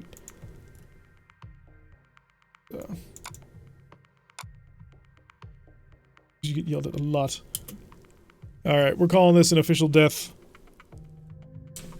Goodbye, game. Thank you for joining us. We'll have everything sorted out, hopefully soon. Alright, let's come over here. And while we're doing this, at the same time, random failure to load issue, engine unloads all assets without reloading. This should very old vanilla bug is back. That's interesting. To create a ticket, react with the ticket. Boop. Let's see, BattleTech, mods, ModTech. Right. So we're just going to sort through this really quick. So BattleTech, mods, ModTech, and then ModTech log. Throw that in there. And then BattleTech mods cleaned output log. So that will be all the way at the bottom on it. We need the cleaned output log. And drag that over there.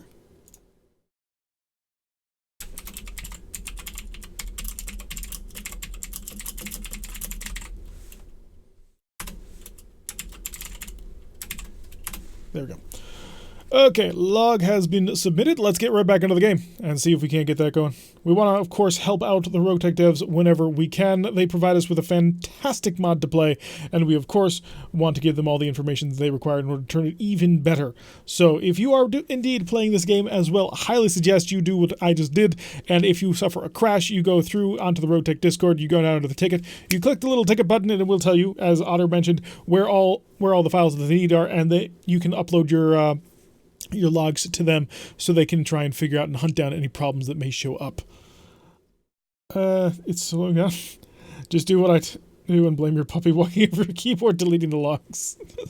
Nah. The more logs that they get, the better information that they have. The better information that they have means that they can actually provide fixes, and after they do those fixes, they can then build on and make even better things. So support RogueTech as best as you can by submitting your logs whenever you run into problems like that. But at the same time, don't be a dick about it. Like, seriously? These guys are working for free in order to create amazing things. So, just be happy. And also supportive. As best as you can. In most situations. But yeah, so loading back into the game now. ModTech is once again initializing the mods for the 4th time today for me, as we try and set everything up. So we will jump right back in with our little company. The company needs a name, and Apollo's Vipers is currently winning with 2 votes. So that is a little bit disappointing. The other one is, what was it, Lyran's Leaping League or something like that? So probably don't want to do that. But right now, Apollo's Vipers is certainly winning, purely because Leodama is leading the lance. I should not have picked that picture. I knew how much of a Battlestar Galactica fan that Sprogue and his buddies were, but I didn't quite anticipate that they would want to build the entire lance around that, which is a little bit weird.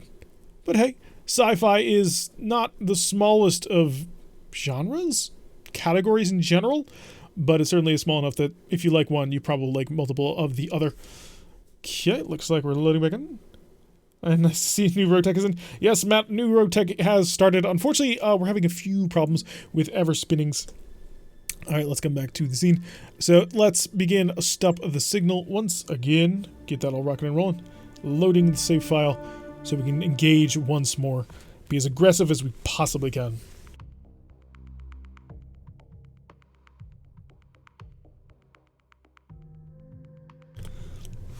Alrighty, iron within, iron without. First mission loading and success. Well, actually, it didn't. The first mission failed to load, and then the second time we tried to load it, then it worked. And then this one we're going to be loading in for the second time.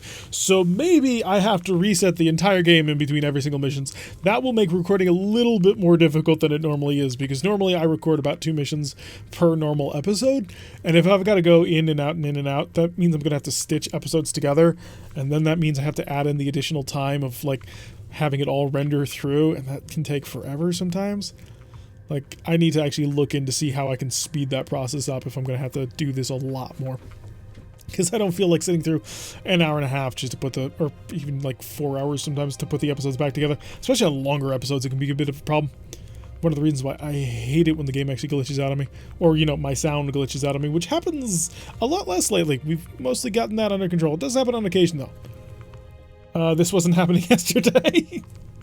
I sympathize with you. That's what happens when you release your babies out into the world. There are new and interesting ways for them to fail. Canucks loaded the first time, 67% of the time. It works every time. Lol at Murphy's Laws. That's how games work. Games development is a constant struggle between, well, players, developers, and bugs. Everybody somewhat working together and at the same time working against each other. Alright, we're back. Alright, let's go temporarily. Come over here to the customize company. That's what I wanted. And we need blues and whites, honestly. This is actually not terrible, but I'd like blues and whites. Give me... That's Canopus. You know what? Reset. We're good with what we got. We do, however, need to change this, and it was Apollo's Vipers, even though we're not working for Clan Steel Viper. And I do not really like this head, if I'm completely honest. Let's come down, see if we can't find something Battlestar Galactica-y. Compelling Confederation? No. And it's something that says clearly that we are working for Battlestar Galactica in some way or the other. Okay, one of the major warhouses. The Compelling Confederation? Probably not.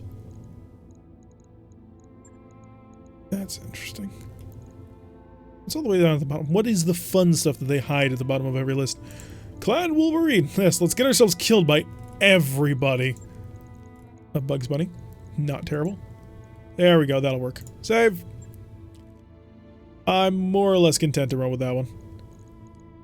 It's not exactly what we want, but we will work with it. Alright, now let's see if it'll load in properly this time. The arrow? Cool, a helicopter? Canuck, I think you might be way behind if you're seeing helicopters now. Let's see, we were on Stop the Signal. Negotiate, give me the maximum stuff. Clan Steel Viper ain't gonna like us. Oh, the Arrow of Apollo? We'll slot it in later. I want to get another mission going. If we crash again, then we'll set it up again. But for now, we're gonna have to just deal with it. Because I would actually like to, get on the ground with mechs to blow people up. It's kind of the focus of the game. So I'd like to get that done. If at all possible. Which it might not be. We might just be ever doomed to stare at an ever spinny. I didn't just only hope no. So. But yeah, if I do, then that's gonna be pain. That will be pain in so many ways. But hey, there might be a hotfix that comes out sometimes and it'll fix all of that. You never know. Anything could potentially happen. Good, ill, you never quite know. Alright. But where's Starbuck? Well, clearly she's off going to find some mystical magical crap that will suddenly destroy the entire series. Canuck, it makes it a little bit difficult if you're trying to narrate your game in my stream. Sorry, but that just becomes really weird at some point. Although you are managing to both play and watch at the same time, which takes a level of skill that I don't think I quite possess. Maybe someday I will be as cool as you. Alright, well, we're not getting the ever spinning because it's holding still, but that ironically is like the best possible news you can get is if it's not moving. Oh, what is the point of these loading spinners if when they're not moving it's good and when they move you've got a problem? Alright, let's drop down and have a little bit of pain. We're going in with the Bravo Lance. We're going to have a little bit of fun with them. Should have brought my winter coat. Surely you did. I await your command. Alright, let's get the Locust Dos C forward. Do I want to really rush forward? I don't think I want to rush that far forward. Coach, you go forward first. Because, you have amazing sensors.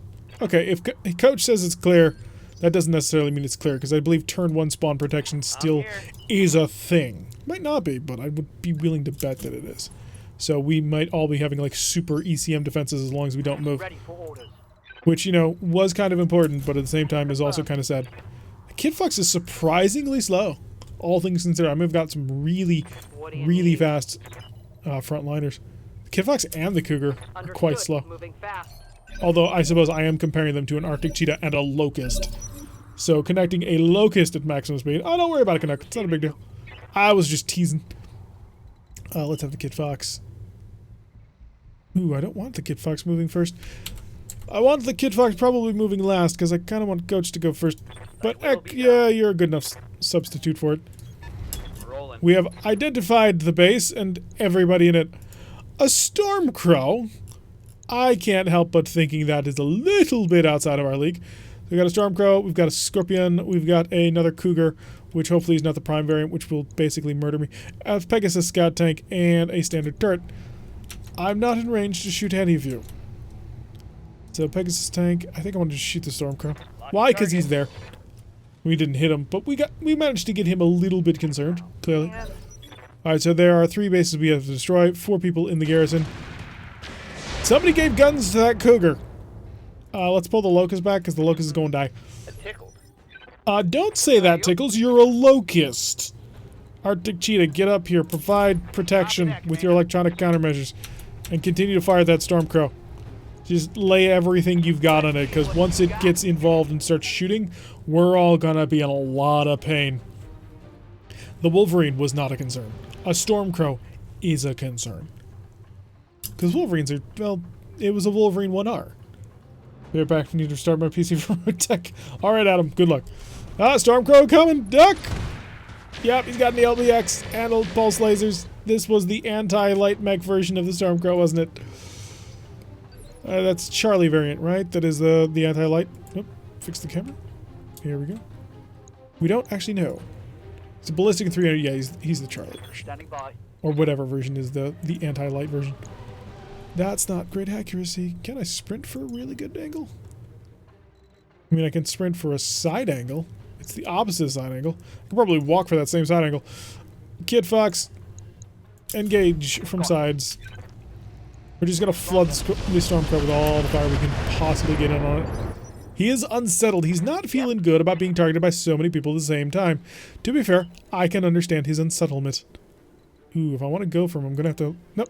We can be perfectly still in cover. You're gonna show off your LRMs because your LRMs are useless in this. And you're just gonna fire your pulses. And not touch him once. So I managed to give the Stormcrow a little bit of a laser light show. But that's not quite what we were looking for. We need to get closer. Closer so that we can use our close range weaponry. So we can blast them with all the lovely fun stuff. Scorpion, I'm not worried about the Pegasus. I'm not super worried about the... It's a Cougar D. Anyone know what a Cougar D does? Because we have a Cougar Prime, right? Yes. Oh yeah, it has a cannon on it. It's a fairly big cannon too. We've got to get this Locust on the way. If I can sprint this Locust behind the Stormcrow, that'd be great. Although that would also mean I'd have to worry about the Scorpion up there, which we kind of don't want to do, especially considering how no armor we have. Maybe run up here, try and shoot down, but this is all rough terrain. If he gets shot at, he's going to have a bad day. More incoming shells.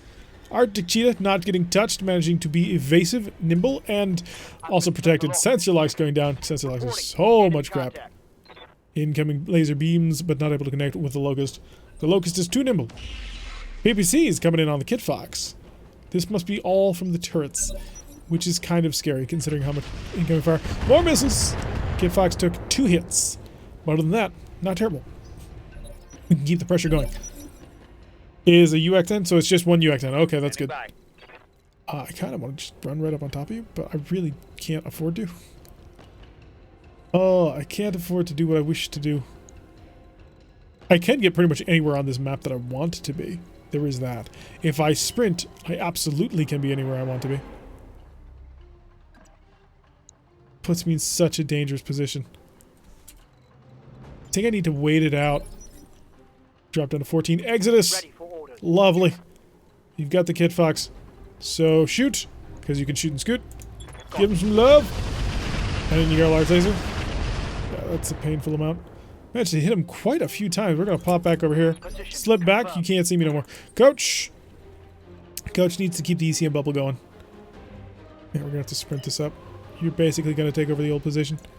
So we can continue the side angle shots. We will bit by bit blitz him down. Lasers are going down. More missiles. Not as well as I was hoping, but that's kind of to be expected if I'm completely honest. As much as I would love to just give him unfathomable amounts of damage from an Arctic Cheetah, it is a support Arctic Cheetah. It is not designed quite for that. It's designed to make everybody else better at their job instead of being really good at its job.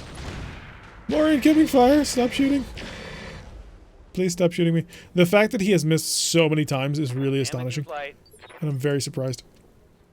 Okay, Arclight. It's time to get involved.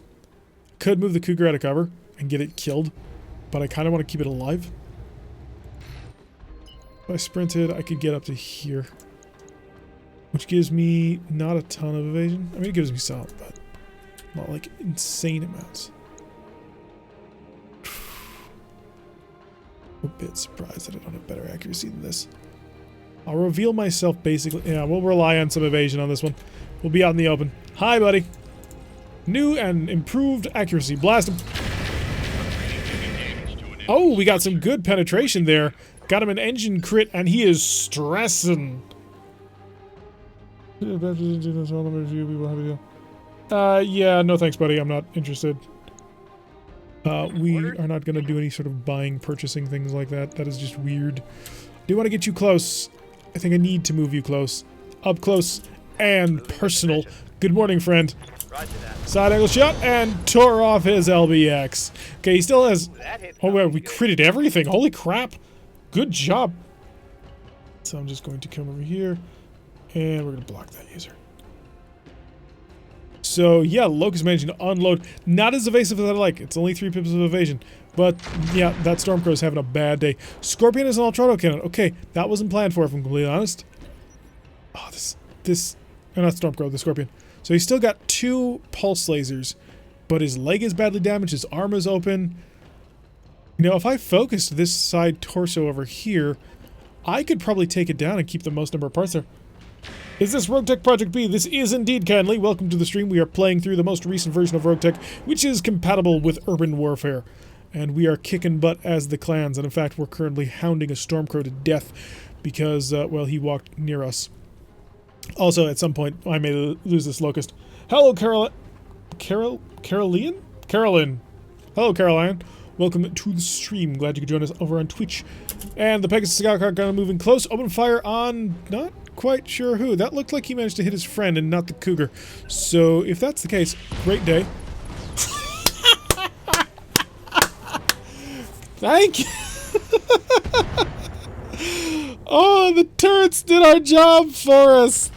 Good job. Let's just get this locust into cover before it dies.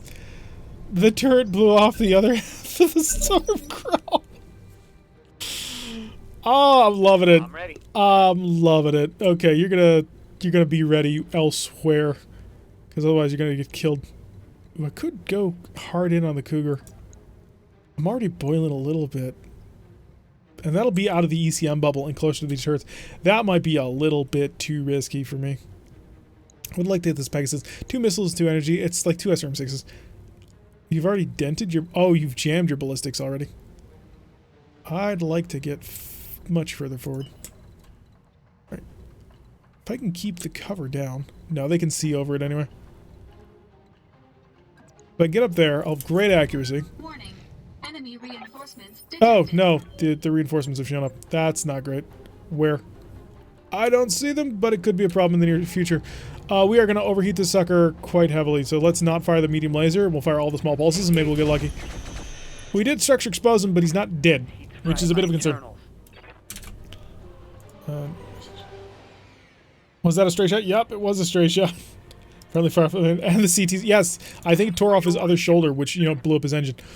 The Arctic Cheetah needs to move on forward quite aggressively in order to continue to provide the sort of fire support that we require in order to keep our entire force alive. That should be just far enough.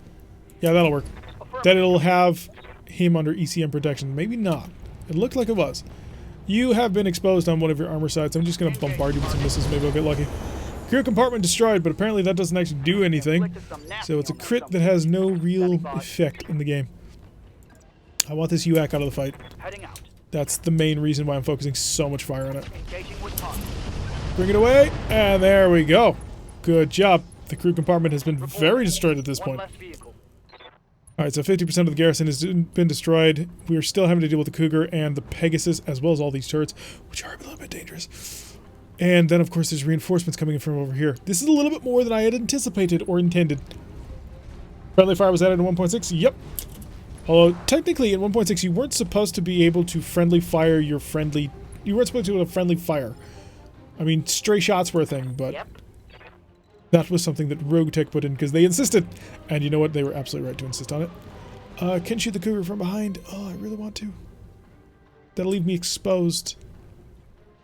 If I sprinted to get right next to him... I gotta get back into my head that I can sprint to shoot people. Be revealed to multiple targets, but that will help shear damage a little bit. So let's go give him some love from behind. 64s on the large pulses. Structure exposed. Got his engine out. There goes the Cougar. Destroyed. Alright, so we got just the Pegasus of the initial garrison and the turrets. Good compartment took like 3 to 4 slots of equipment. So if I can get my mechs to fight and blow up this guy first, we'll have a pretty good way of keeping the enemy from being accurate. Yeah, I was used to 1.6, but I never saw anything like that just happen.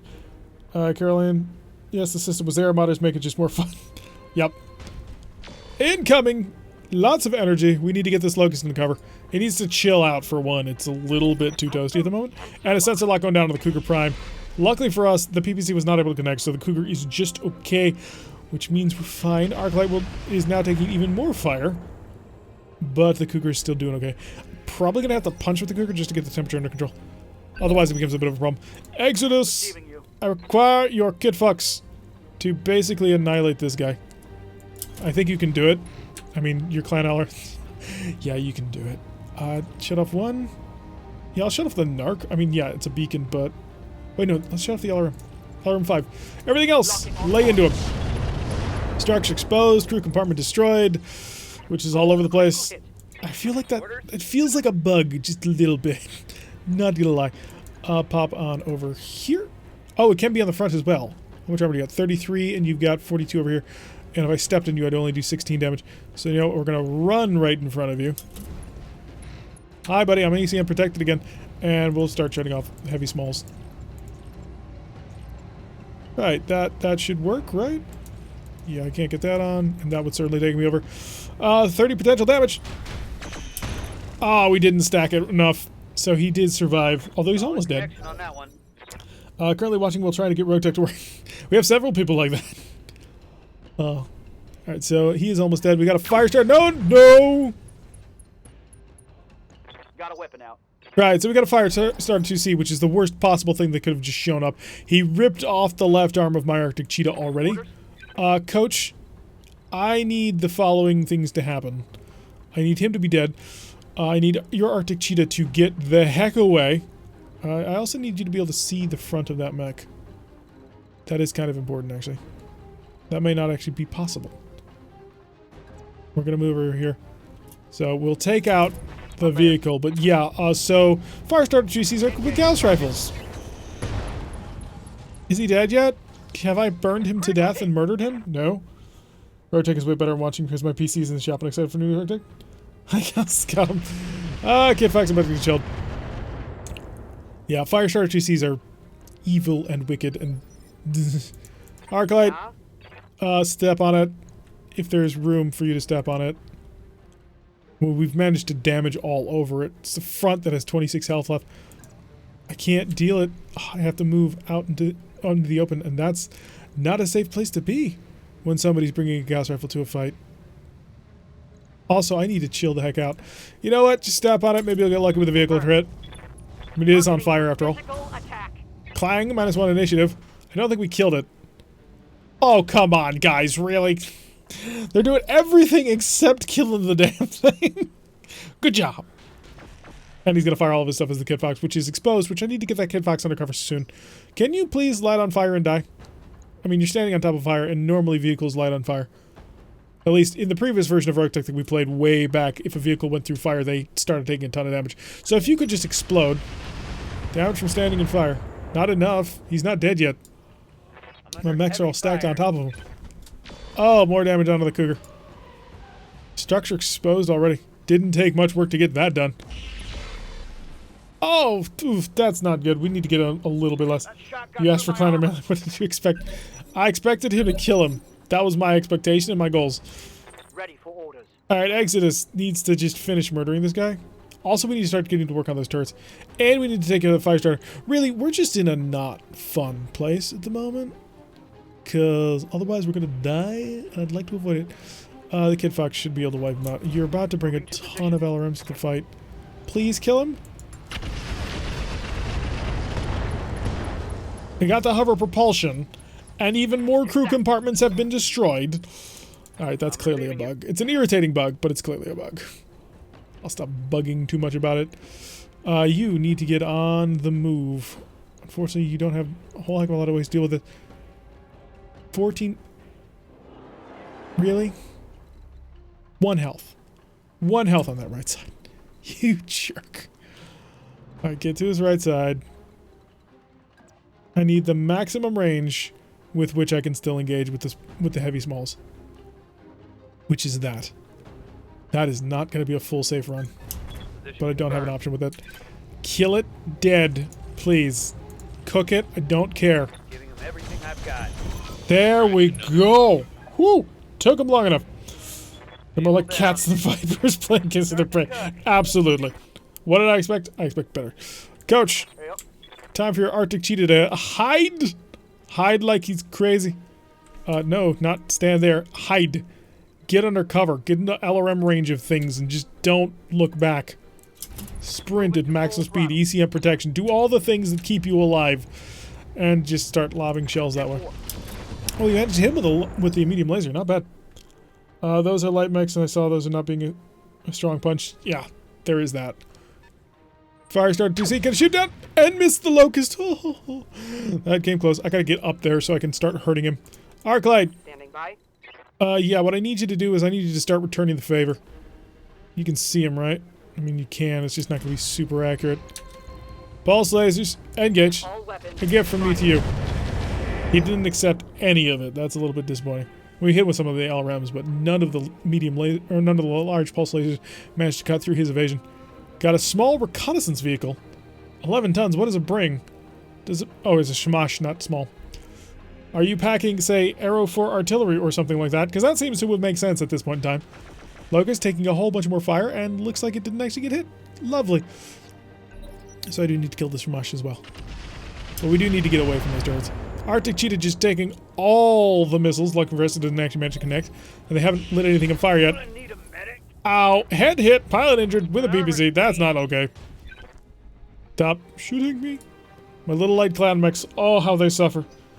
They suffer indeed. More missiles incoming on the Locust. Please avoid clan headshots because, you know, he doesn't have much left. That would be very bad. Okay, comes back to us. Coach. Really, I want you to just keep blasting away. Actually, I want you to avoid being seen by this jerk at all. Which will require that, but that'll take me within range of the turret. Maybe not. Maybe I can cheese it a little bit. Here's what I'm gonna do. Should be in cover, right? Oh no, I didn't. Whoops. Shamash, maybe you can kill him. Good. Okay, we took that out, which was 30% of the reinforcements. So we only have to worry about one other mech, but then again, it's a Firestarter 2C. Do you really need to worry about anything else anyway? Give me a direct line of sight. I saw it. And you're gonna give it to me. Lovely.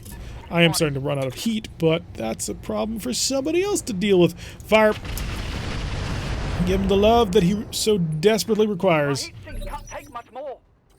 Arclight, keep it up. Keep the pressure. Keep it going. Keep the fire on. Getting the Cougar even closer, and you're gonna pop it too with heat. Start getting some laser bursts on. We've got a structure exposed on that one. He's gonna have a bad day if we can keep the fire going on him. Starting to fall apart like a city in a washing machine. How dare you, sir? Alright, more fire coming to the Arctic Cheetah, and nobody connected. Of course, I'm in range of the turrets, but there's that. Chief destroying a base was not the best idea. We got it. We got it, my man. I mean, sure, the Locust is almost dead, but we got it. I believe in us. Do you? Why do you not believe in us? Tell us why you have no faith in all of us together. This may not be an option for us. Now we're going to get this sucker on full speed, full burn. Get him running as fast as he can. He doesn't have a target at the moment, but that's going to change as we just keep the evasion going on. We'll take this space, though. Are you running away? I like how they're targeting one person and managing to completely miss other people. It is look cloudy? What? Nah, we're good. We're still fine. Once mechs start exploding, then we're in trouble. But for now, we're actually okay. And this will give me a chance to rebuild the Arctic Cheetah. Which, you know, will give us an opportunity to play with some interesting kit and gear. If I fired missiles from beyond... No, I need to chill out a little bit. And I'm gonna keep the pressure on. But I do need to chill out a little bit. So we'll shut off the LRM-5.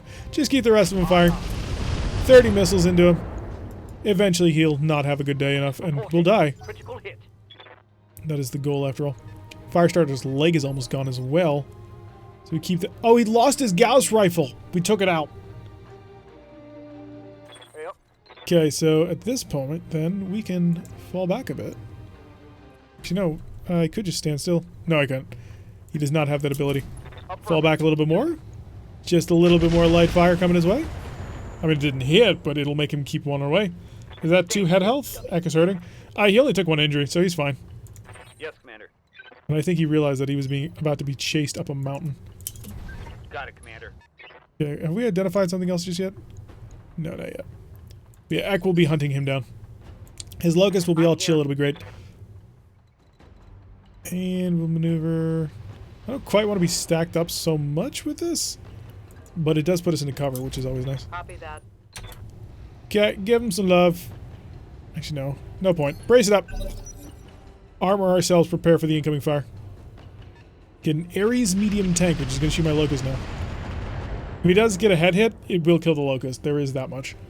So, but I'd like to avoid dying.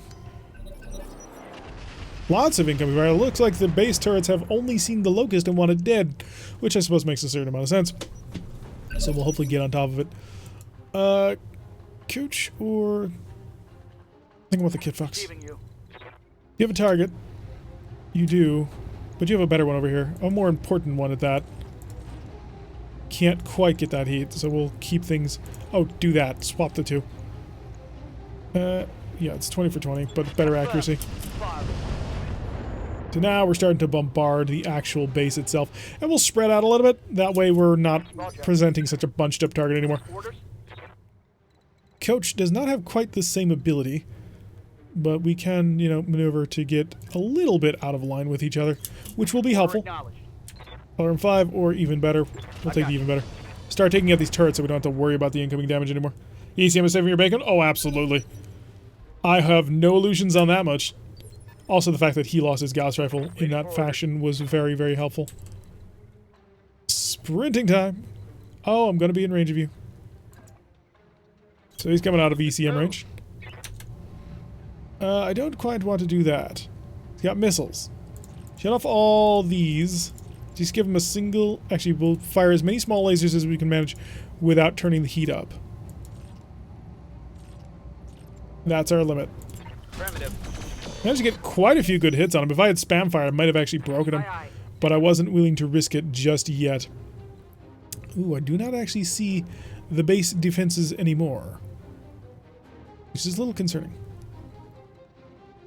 So, do I push forward and risk everything? No, we're going to pull back in. We're going to play this smart, slow, and careful. Because trying to go fast will get us killed. So a little bit of light fire coming over towards the Ares. That way he can just sort of handle that. And with any luck, my Locust will be able to wipe him out next turn. That'll be great. Oh, we see the base again. Lovely.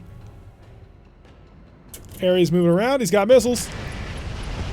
Oh, ooh, that was pain. So many of my heavy lasers are gone. I'm not dead yet. Well, I'm actually really surprised he managed to hit me so many times. I mean, yeah, we're not in the ECM bubble anymore, but we were quite evasive. Alright, Ek. Standing by. It's all up to you. You're just gonna walk up in front of me and you're gonna laserize him. Maybe walk up to the side of him? We need to be on his right side, which is indeed this side. And we're gonna be counting on nobody being able to see me after this. Otherwise, it's probably gonna die. Every weapon is now to on. Please die. Structure exposed. These things destroyed. He's not dead. Okay, we're in trouble. We didn't fire enough time. No ECM protection means missile bane? Yeah, it certainly looks like it. Ready for orders. Exodus! It's time to move forward. Move that Kit Fox back up to the front. Hi, I can target the base, or I can target the Ares medium tank. I think I have to target the base, just because I have a better chance of hitting it. To our mediums, and just flush it with fire. Gonna break that yet? Oh, jeez. So well armored. Arctic Cheetah as well. Gonna follow up and do the exact same thing. Keep the pain a-going. There you are, Mr. Light Turret Chassis. I have a chance of actually killing you this time. Or at least breaking your stuff. I gotta get that cougar forward. I'm here. Ooh, I can do it from here. Lovely. Give me the base. The base. Copy that. I think we got it. I think we took out one of the turrets. Target destroyed. Awesome, we did. So that's one of the turrets down. We still have this nightmare beast over here, which is probably going to kill me now, because I don't have a lot of evasion, and I didn't move all that quickly. Yep, there it goes. Oh, it was a Locust. The pilot shouldn't be dead. Yeah, the pilot still has one injury. So we lost the Locust, but the Locust was never part of our primary engagement group anyway. So we'll be perfectly fine with that for now. I know, it seems kind of weird to say things like that, but it's true. We're not actually interested in keeping it alive. Twin energy mounts. Just want to get more missiles on top of you. Fire! Good news, we made it almost 3 hours before a hotfix. Wow, that's great shade. Pull the Kit Fox back. Alrighty, so X not dead. X is just injured. The Locust we probably lost, but that's not a huge problem. Might be a record. I don't know. Maybe. And I'm just going to keep on shelling you. As the case may be. Because I'd like to kill you before you get around here. It's a shame I'm not going to be able to steal your Gauss rifle. We have a couple of mechs to rebuild after this. You're just gonna sit up here. Oh, you gotta turn very slightly to continue to sit here. Like so. Target, not you, but you. The heat is a bit of a problem. We'll shut off one of the pulse lasers. And we'll just start laying into the fire into it. So we've got things mostly under control. The 2 enemy reinforcements are almost dead anyway. So they're not that much of a threat. He doesn't have his Gauss rifle. This guy is... I just need one good set of hits on him before he's actually gone. Whereas the main base itself, on the other hand, it's much more difficult to actually fully knock out. So we're just going to keep the fire going. So much has changed. Yeah, although you guys did have a very extended testing period, so there was that. Confirmed. Flip over to the side. Is the fire starter going to finally make up its mind where it actually wants to be? Arctic Cheetah will actually just sit still and keep shooting. Why not? They're not actually coming towards me. I don't need to actually move, and the turret can't see me anyway. Standing by. Same thing with Arclight. Just gonna stand still and blaze away. Attacking from position. And we got through the armor. Now it's on to the turret chassis itself. Turret chassis are much more robust than they are in vanilla. In vanilla, turrets have like 7 health. Ooh, we got missiles incoming. So he can see me, but I can't see him. That is not good. We need to take care of that. Yeah, that's why. So we were just very cockily saying that, hey, he can't see me, it doesn't matter. But no, it turns out, in fact, they can see us, so we got to get the Arctic Cheetah on the roll before we actually lose something important this time. Orders. Coach, you get that mech back to where the enemy can't see you. Copy that. Could give you some love, but I'm going to give you love because maybe you'll die. Explode? Perhaps? Maybe? Potentially? No. Critical hits, Commander. but it's not dead yet. Will be soon, though. Because I've got a Kit Fox. And it's got a lot of missiles. There it goes. Gone. It is interesting that the Kit Fox actually carries more firepower than the 50-ton trebuchet. At least it's interesting to me. Arclight, you got a shot? You do. It's another one of these base targets. Shut off the... Let's see. Potential damage is 40. Potential damage is 30 plus 21. Yeah, much more on the pulse lasers. Shut these off. Fire just the pulse lasers. Making an excellent amount of damage as we get ourselves back under the heat. There's that Ares tank. Glad we can see it now. The Kit Fox, however, is going to stand still. Unless it can't see... Oh, it can't see the turret. That is unfortunate. What's your odds to hit this? 4.7. That's not good enough. I require better odds. I also don't want to place myself too close to the actual base itself. Which, you know, can be a little bit of a difficulty. Especially since I can't get into cover from here. Go here. I don't see anything except you. Although I do have a more accurate shot now. I'll need a little bit more hitting on him, although I should start saving ammo. I think I just burned through the last of my ammunition there. Confirmed. Coach! Coach, on the other hand, has loads of ammo. Then we'll get him for a little bit. Give a little bit of love. Only 11%, but hey. Why not? Standing by. Arclight. Doesn't have a shot. I'll be surprised if I don't see the base either. There it is. I knew I'd see the base if I moved up. Pop it with everything you've got. Yeah, we're going to cook a little bit, but that's okay. Nice to damage the base along while we were doing it. We've only got a couple more rounds of shooting before we're totally out of ammo.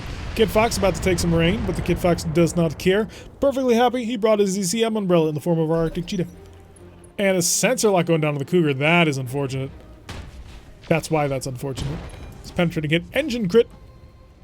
Clearly, this mech is actually being driven by Firehawk. Exodus. Got a rear shot, but really what I'm worried about is the turret. Oh, look, a pending fix file. Yep. I figured that'd be the case at some point. Come on, burn it down. Destroy the turret. Reporting. Critical hit. So that turret in back has the ability to lay down sensor locks, which is not cool. Firestarter's still not actually in the fight. Aye, aye. Yeah, we're gonna shift way long over here. Give me a target. Don't think I can actually shoot. Not unless I stay over the line, and that's becoming a little bit of a toasty proposition. What's my chances to explode? 8.3% chance explosion. If I do that, I'm out. Can I get a missile in? I can get a single LRM fire, so we'll do that. And it took it out. Excellent job. That turret is gone. You heard nothing, Shay. Yep. Okay, come over here, start laying down more fire. Probably don't want to pull too far away, but hey, I just need a little bit of damage on this fire starter to finally kill him. We're gonna chip him down to little bits and bobs. Was not expecting the second lance to show up, honestly. I was expecting a single lance and some base defenses. The Cougar taking some fire. Oh, is that... That's still that bloody Ares tank. How are you alive? Well, the Cougar will be able to laser it quite nicely. Once I can get an actual line of sight on it. Roger. Kid Fox.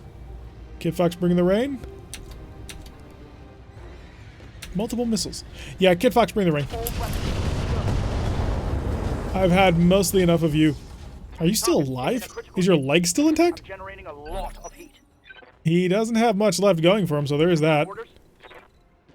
So we do have that on our side. Maneuver out, I can get a shot on, but I don't want to risk this mech at all. As it is very, very, very dented. And it happens to have a very important couple of pieces of equipment that if I lose, I'm going to be incredibly angry at myself. I'm not super happy about losing the LRM-5, but it's an LRM-5 and a medium laser. But if I lose the active probe and the electronic countermeasure system, that would be a problem. Not like the worst problem in the universe, but it would still be a problem. Acknowledge. Vector in over here. Great shot could kill. Excellent shot also could kill. I think I want to make sure you die. I think with a multi-target is what I'm going to do. Here with the pulse laser. Here with the LRMs. See if you can't get this done right. That's one dead. Alright, Arclight, make it happen. That's two dead. Arclight has finished off the competition and is cooking, but you know what? First turn's free. Enemy phase. Incoming missiles. Oh no, was that just a sensor lock? Did you seriously just sensor lock me? Oh, that's adorable. Come over here, Kid Fox. Running out of ammunition. Stop shooting that. 20% chance to hit is not amazing, but next turn we'll probably be able to... Oh, it's a streak LRM turret. I didn't even realize you could make streak LRMs. I think I've mentioned that before, actually, when I ran into him the first time. I got you. More missiles. Enjoy. They're not going to hit, but eventually. So just one more turret to knock out. Standing by. And we'll have everything under control. So we'll shift on forward. And you can brace. Or are you still cooking? I thought you were going to get underheated this turn. Coach! Keep on coming forward. Your target is not the building, but instead him. Yeah, I know, it's harder to hit him, but if you do, I'll give you a coupon for something. Maybe a free hug. I'm here. Exodus and your Kit Fucks. Can I get a direct line of sight on this guy? Because I'd like to give him all of the business. I copy. Why those missiles fly so fast? Because I'm pressing the spacebar button after I shoot them. Also because RogueTech speeds everything up. So I hit the spacebar, you'll notice they go like that. Sprogue's back. Is the game won yet? Not yet, but it's about to be. We're doing an excellent job of cutting our way through the enemy.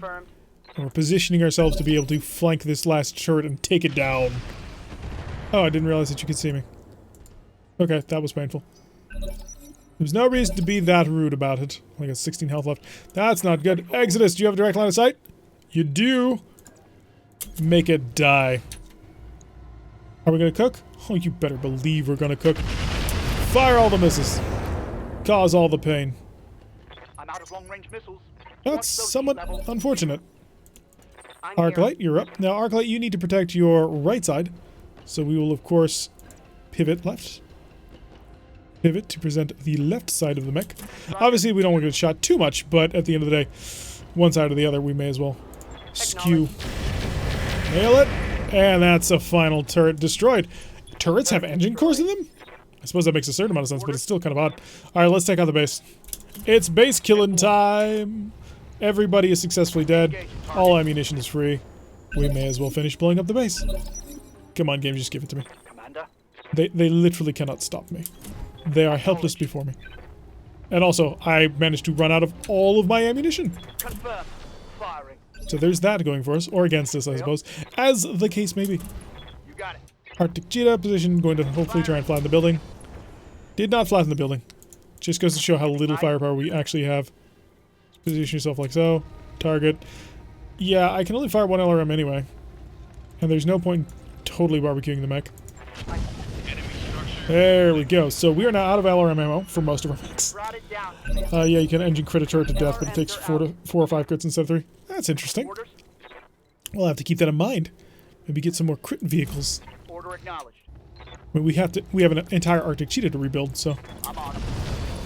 Although it's not a total rebuild, really it is just one arm of weapons. The Locust is dead though, so there is that against us. Which is kind of sad. The Locust was pretty interesting. Oh, we're still shooting narc beacons around. That's what that was. Aye, aye. Arclight, just take aim at something and flatten it. Pulses. Firing. Almost dead, but not quite. I'll have it dead in a jiffy. I'm here. Exodus, target the final, almost quite collapsed building. And there it goes. On to the final structure, That one. and we'll have everything taken care of. Machine guns empty. His machine gun apparently is empty now. Confirm. You. Copy that. But yeah, the Arctic Cheetah got pretty banged up on that one. I'm rather surprised. Even the Cougar got penetrated, although I shouldn't be that surprised that the Cougar got penetrated. We're going to have to really rely on our ECM just a little bit more than we have been. So it is a very essential piece of equipment for us to use. Commander. Exodus, take aim. Engage I'd rather get a with heavy medium laser on this thing rather than an ER medium. I think it would give us even better results. Affirmative. There we go. Everybody's dead. Everything's been destroyed. Lovely job done by all. The mission is officially successful. Alright, so now once we get all this sorted out, we're going to have to rebuild a couple of mechs, which will be somewhat interesting. I think the Cougar's okay still, so we don't need to do any modifications there. Although if we could just turn it into an absolute close-range brawler, that might be interesting, but probably not super effective for us. We do need a longer-range style. Yeah, the Locust is not great, if I'm completely honest. Yeah, the engine core got destroyed, unfortunately. The pilot, not dead. 40 days out, though, so Eck managed to survive his time in the mech. That PPC-friendly fire was the MVP of this match. It was. Oh, and the Kid Fox is almost untouched. They didn't want to touch Exodus. Hotfix is not too important. I won't run into Maulers right now, I guess. Yeah, there's no Maulers. So, you're giving me that, and then that, and then that. Although, yeah, we've got more important things. I want it so bad, but Streak SRMs, Endo Steel. Only problem can be the turret. What's wrong with the turret? Artemis 4 fire control system. That'd be nice to have. Heat sinks, whole bunch of heat sinks. There's so much good kit. I don't not want to take it. Like, that's my problem now. I want to grab... Cannot be used with arm mounts, ballistics, or PPCs. That's interesting. Like, I want the mech. I do. I mean, we wouldn't get the mech from doing this, but I want it. But I should probably grab some of the actual weapons out there that will... Because I need the large heavy. Yeah, clear this. Give me that large heavy. So where was it? ER large. Ooh, all these ER smalls is making me think that we actually lost our mech. Where's that large heavy? There it is. Large heavy laser. It generates 54 heat. I just want to make that known. But we're taking it anyway. Don't need the flamers, I don't think. Grab a pair of ER larges. 36 heat, but that's more manageable in clans. So ER large clan, and large heavy. Maybe we'll get lucky with the Stormcrow. Thank you, game. Thank you so much. That was incredibly kind and gracious. Wow. So it gave us all 3 Stormcrow parts, which is amazing. And then gave us an Omnipod lower. So that's interesting. And a Streak LRM5, which we could put onto things. But yeah, that was not expected. That was amazing. I mean, we picked up our first Cougar part. There was no Gauss rifle again because, you know, we blew off half the Gauss rifle. I think it managed to explode. We set it off when that ended up happening. So, a bit of good, bit of bad. Not horrible on any way, but also not the most amazing thing because Gauss rifles are great. Although I probably wouldn't have changed my selections. I probably would have grabbed those ER larges because they're clan ER larges. They are not all that heavy. They do a lot of damage and they go for miles. And I have a mech and a half to rebuild. 2.5? Yeah, no, mech and a half. Kid Fox didn't get touched. The Cougar just got a little bit of light engine damage to it, which isn't so bad. The Locust is gonna probably need a rebuild if it's still alive, although all those ER smalls on the field makes me think that it did not survive. So we'll have lost that mech. But we still have our Commando as the backup, although the Commando really is the front line of the mech group. So, with all of that sweet, sweet armor. It's nearly max armor on a 25-ton mech. That's great. Well, the amount of armor in total is not amazing, but hey. Oh, it's going to cost us $182,000 for the next 21 days to fix all of our mechs. But luckily for us, we are working our way steadily towards automation, which will be ready in the next 6 days, which will reduce that time considerably. The Locust 2C specifically is the worst offender at the moment. I'm going to move the Kit Fox up to the top just to get it out of the way. But yeah, we have a lot of stuff to rebuild. Arctic Cheetah... Now, I want these two done. The Arctic Cheetah to rebuild. Arctic Cheetah done first, because it needs to be rebuilt. So we're going to be out for the next several days. Automation is done, which is going to increase us drastically on keeping our mechs going. In fact, I believe even in that time we did have... What did the Cougar actually take damage from? Refit. Oh yeah, this is just the armor repairs. This isn't the actual mech damage repairs. So fix up the engine. This will cost us a day, which is lovely. And the mech is otherwise still completely intact. So no major problems there. Was this a double accept glitch? It was only like 800. You need a total rebuild. There's no getting around it. You cannot operate in your current fashion and so must be completely overhauled. First things first, fix everything. So we lost an Omnipod hand, an Omnipod lower, an ER medium laser, and an LRM 5. What do we have to replace it? A light Gauss rifle. I mean, technically we could. I mean, we don't have to wait for it, but we have the space for it. Thumper artillery, no. I have 2 tons, so clan large lasers are not really an option unless I can find 2 more tons. In fact, the LRM-5's weight 1 ton is kind of ridiculous. Could throw in flamers for the additional toastiness, but this mech is really not designed to get up close and personal with you. It's designed to stay away from you. Yeah, Streak LRM-5 launcher. I'm really tempted to just replace it with what I've already got. Don't have anything there. Equipment. Oh yeah, I need to put a fire control energy system in one of these. And this is worthless. I wish I could just sell it easily. So this cannot take ballistics or PPCs. So it's missile or energy. Which is fine. So take that. Throw it in here. Yes. And so I'm just missing an Omnipod hand in order to finish that set off. Let's go check the store, see if there's any cheap LRM-5s or medium lasers. I'm not sure there will be, but we can hope. Nope, there's an LRM-10, which is 2.5 tons. If I shed a little bit of weight elsewhere, I could upgrade to the LRM-10, which 40 damage. Nah, I'm not seeing that working. Not in the way that we want to design. Guardian ECM suite. Interesting. Stealth armor is still cheap as all heck. Maybe just armor. I mean, it did take a pretty nasty pounding. And at the end of the day, this is not going to increase the firepower all that much. Really, what I'd kind of prefer to do is just maybe rip off everything, give them all... Not going to need that ammunition ton. Light tag, flamer. Pull this off entirely. I can go with an energy loadout.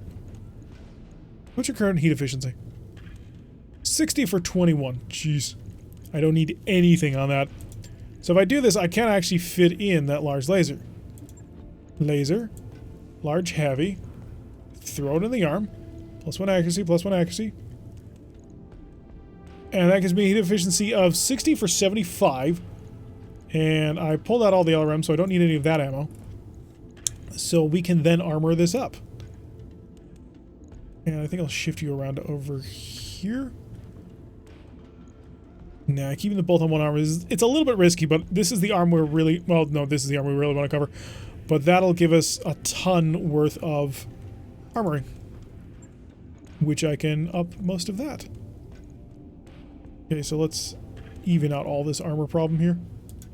46. Get that 40. And I can go up to 39. 0.099 of a ton. So we'll go center torso max. And more armor over here. And I don't want to prune too much. Pull from here, pull from here. Go here, and here. Trim from this very slightly.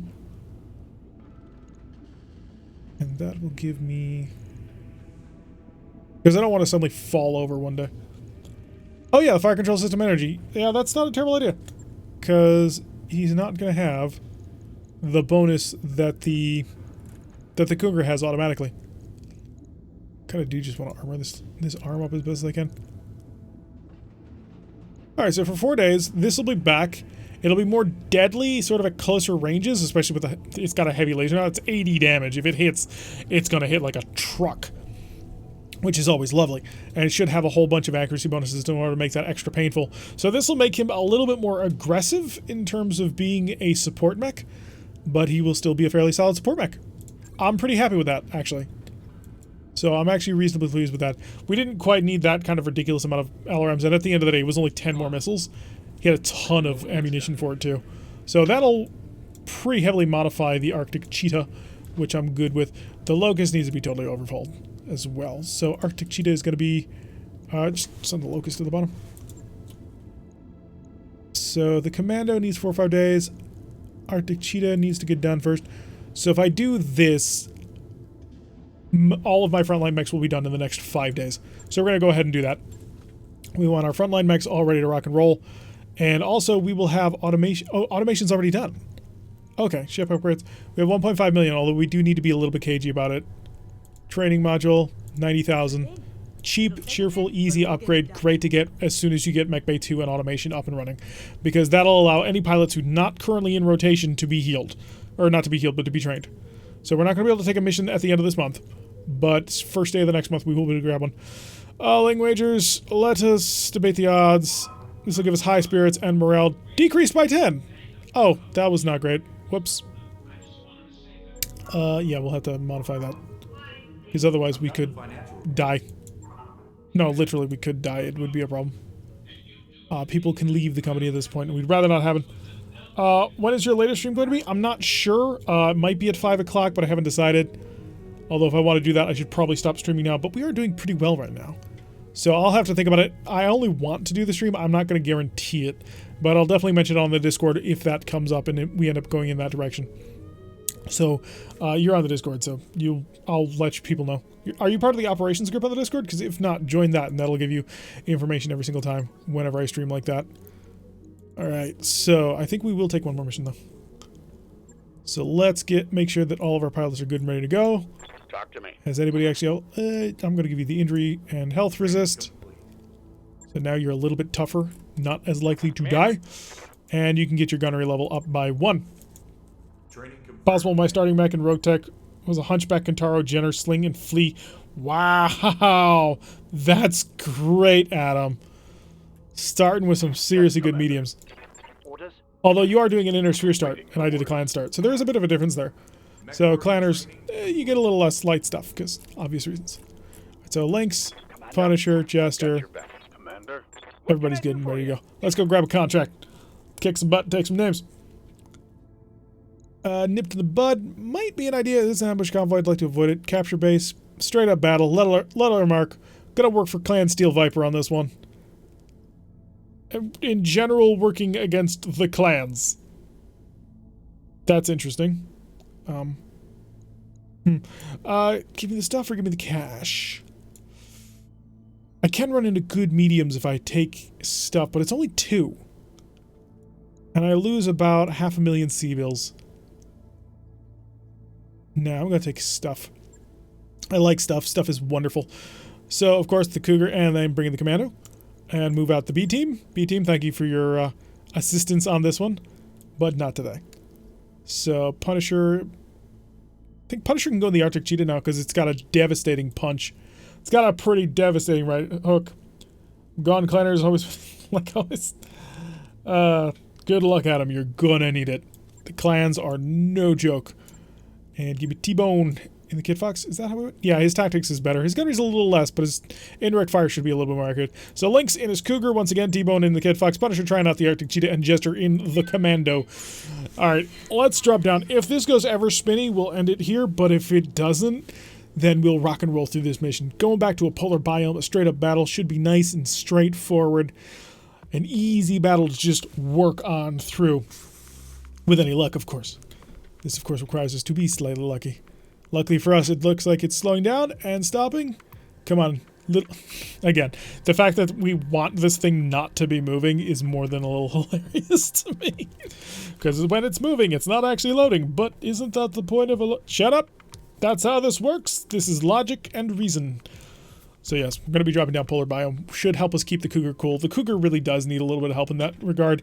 It's a very toasty mech. So if we can, you know, not boil that sucker alive, then that would be ideal. Alrighty, let's see if it actually loads in properly, if it goes nuts. It's holding still at the moment, which is wonderful. I'd like to get this mission in through. It's a straight on battle. Only 2 of 9 salvage, and we're making 242,800 C-bills if we're lucky. Oh no, it's spinning, and it's spinning rapidly. That is never a good sign. Oh, come on, game, don't do it to me. Don't you do it to me. I think we're going to be stuck with an ever spinning again, guys. Oh, that is always so painful. Battletech is about beating back the Climbers and taking their overpowered toys. Can't really say no about that. That certainly sounds like a wonderful thing to me. Alrighty. Is anything going to get done? Or not really? No, I think we're stuck with an ever spinning on this one. So, since that's just going to be spinning until the end of time, what do you guys think? Do we keep on trying to go with it again? We reload from the beginning once more? We have a hotfix. Yes, we do. Well, you've made it further than me. Oh, I'm sorry, Corellian. Aw. It really sucks if you can't get all the way there. You know what? I'm going to Alt F4.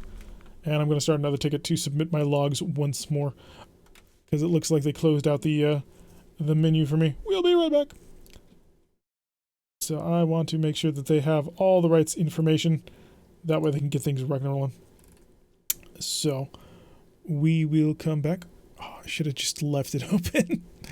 So I want my C drive, my files, and I use GOG Galaxy, games, Battletech, mods, ModTech, and I need to open up a support ticket.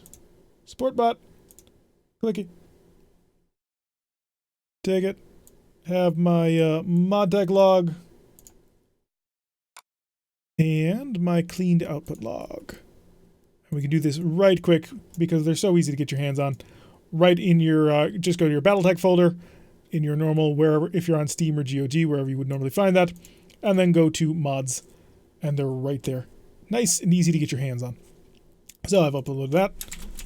Ever spinny again. Smiley face. And let's leap back into it. See if we can't get this mission actually pulled off. We'll get one more in. I had a mission with no opponents. Wow, lucky you. Did you get an awesome reward? Did you take that for all cash? Please tell me you took that for all cash. Can't get into the mech bait or try and filter by planets? Huh.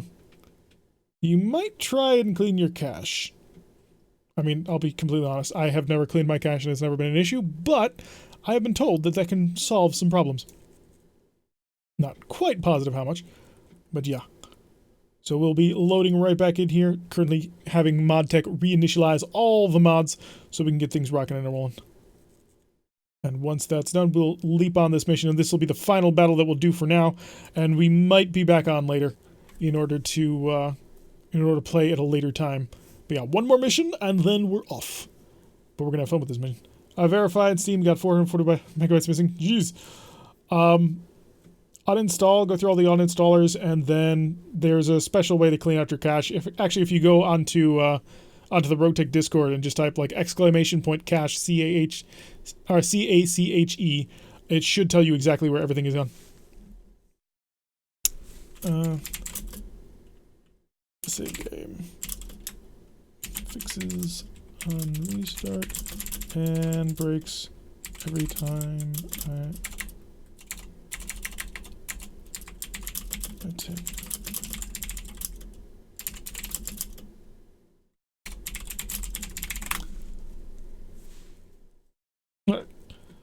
Yeah, sorry, got a little bit distracted as Granner got back to me on one of the tickets. I think the game might be broken, and he may, if he tells me that I've got to restart the entire game, that's going to be a little bit sad. So, because we're actually doing quite well, despite the fact that we lost one of our mechs. We lost the Locust. It is not completely dead, but it's not great. A log from BattleTech data, please. Let's try and keep him happy. After all, we have quite a long time to wait for the load. Let's to GG Galaxy Games, BattleTech. I want BattleTech data. Log. Is there a log in here? No. Not super familiar with it. Oh, output log. There it is. Open this up real quick. Double check. Find that. Cannot find. Okay, lovely. Cancel. X. Output log text.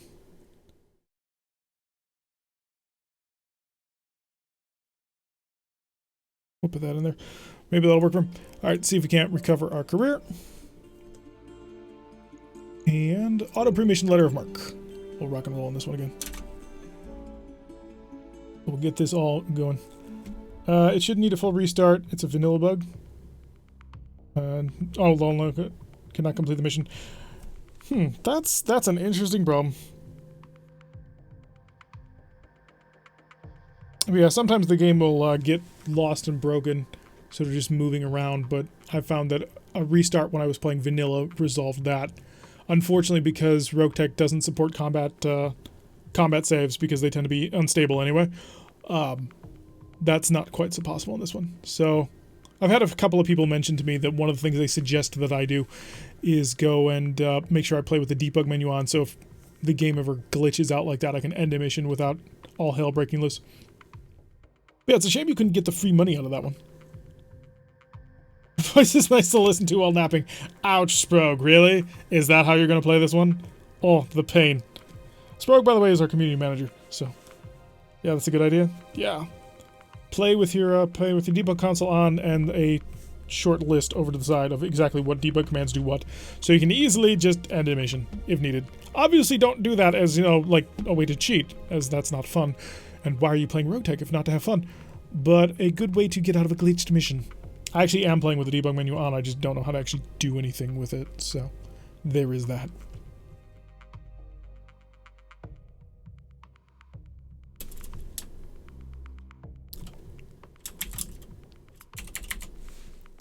So, as soon as we get this loaded, we'll rip and roll on another mission, and then I can hopefully get a better log.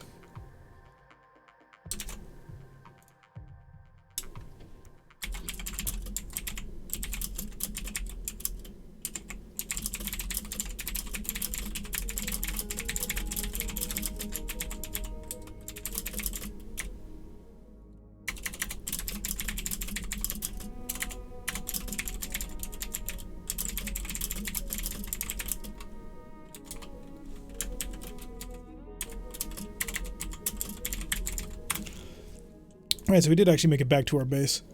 Sorry that I'm half troubleshooting over on the side and also playing this at the same time. You guys do deserve my full attention, but at the same time, I want the RogueTech devs to have everything that they can possibly need in order to make this as pleasant an experience for everybody. And that includes you, which hopefully you guys will have a good time.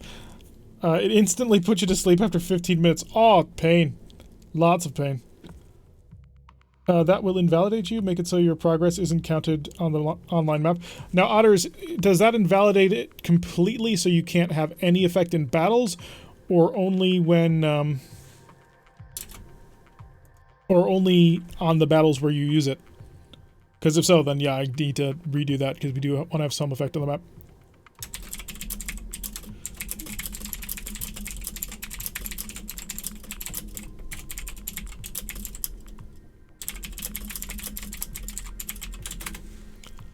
Alright, dropping down. Looks like the Everspinny is not happening, which is lovely. And we are going to be working once again for the Steel Vipers. So, there's that going for us. Or against us, depending on your current biases, or not, as the case may be. Laurendale was making dinner, apparently. What you eating, Laurendale? Although, Jason, your time zone. Not 100% sure, but I know it won't work on the mission you are on. Okay. So maybe I'll shut it off. After all, I don't use it all that much. And the few times where I have had the bugs, I generally don't bother with it anymore. Oh, lovely, it's this one, which gives us high ground advantages. Snowman.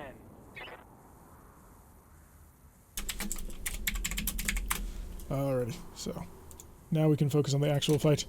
Now that we have our marching orders from the RogueTech troubleshooting team, I will submit my log after the next crash, but that will be the end of the stream over at that point. Start moving forward, get everybody on the way. Gonna brace our commando up so we don't get too much damage. So what's the contract, and did you fix the mechs? The contract is a letter of marque. We're gonna go see if we can't find our way into the enemy's clutches and annihilate them from long range. We have had to fix the mechs, and we did fix the Arctic Cheetah. However, the Locust is gonna take quite some time of total repair. Pizza mouth is still sore. You didn't give it enough time. Oh, looks like we got an interesting one. Oh, because I didn't end it. Dope. RogueTech 101, ladies and gentlemen.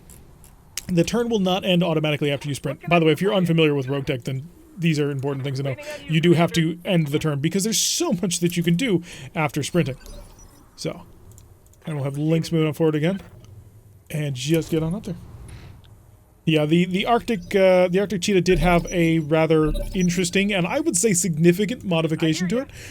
We have decided that instead of operating with just a couple of crappy LRMs, we're gonna rip most of that out and go with a single heavy large laser, which is gonna be lovely. Locust 2C, a Shadowhawk, and a Ripper way out there. I'm gonna focus the Locust 2C because it's light, it's easy to kill.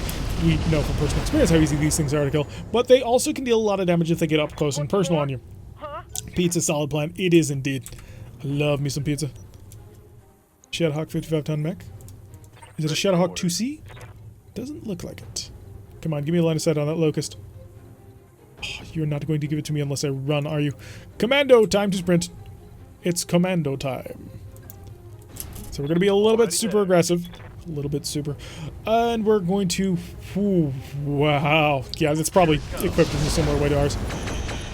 Oh no, ER smalls. So it's not small heavies and medium pulses. It's one of those. Ugh. We don't want to deal with that. Well, it's only back on solid foot, so it's going to be sore to start with. Oh yeah, I forgot. I'm sorry, Lorndale. Well, at least you're back up to solid foot. So the Ripper's moving on in. I thought Rippers only had a pair of medium lasers. Show the Discord. Well, Sprog, if you want to post the Discord over in Twitch, we do have a Discord for the channel. It's not all that huge, but it does keep us kind of together so we can have fun, chat, let people know when I go live on the thing. Sprog's got the link right there right now. If you're on YouTube, it is down at the in the description box down below somewhere, possibly underneath the Nexus modeling. Oh, they brought the air cav on us. It's multiple Rippers. So there is all coming towards us. Okay, so it is the 2 medium lasers that I'm used to on a Ripper. I thought for a second that he had fired some sort of other weapons. How can I help? Alright, Arctic Cheetah, it's time for a brand new test of your new ultimate weapon. You should see, there he is. Our heavy, large laser. This thing makes use of our heat caps, bro. This is 56 heat for this shot. Affirmative. Oh, it's just... How much is gone from this mech? You tore his leg clean off. He's panicked critical. He's not having a very good day.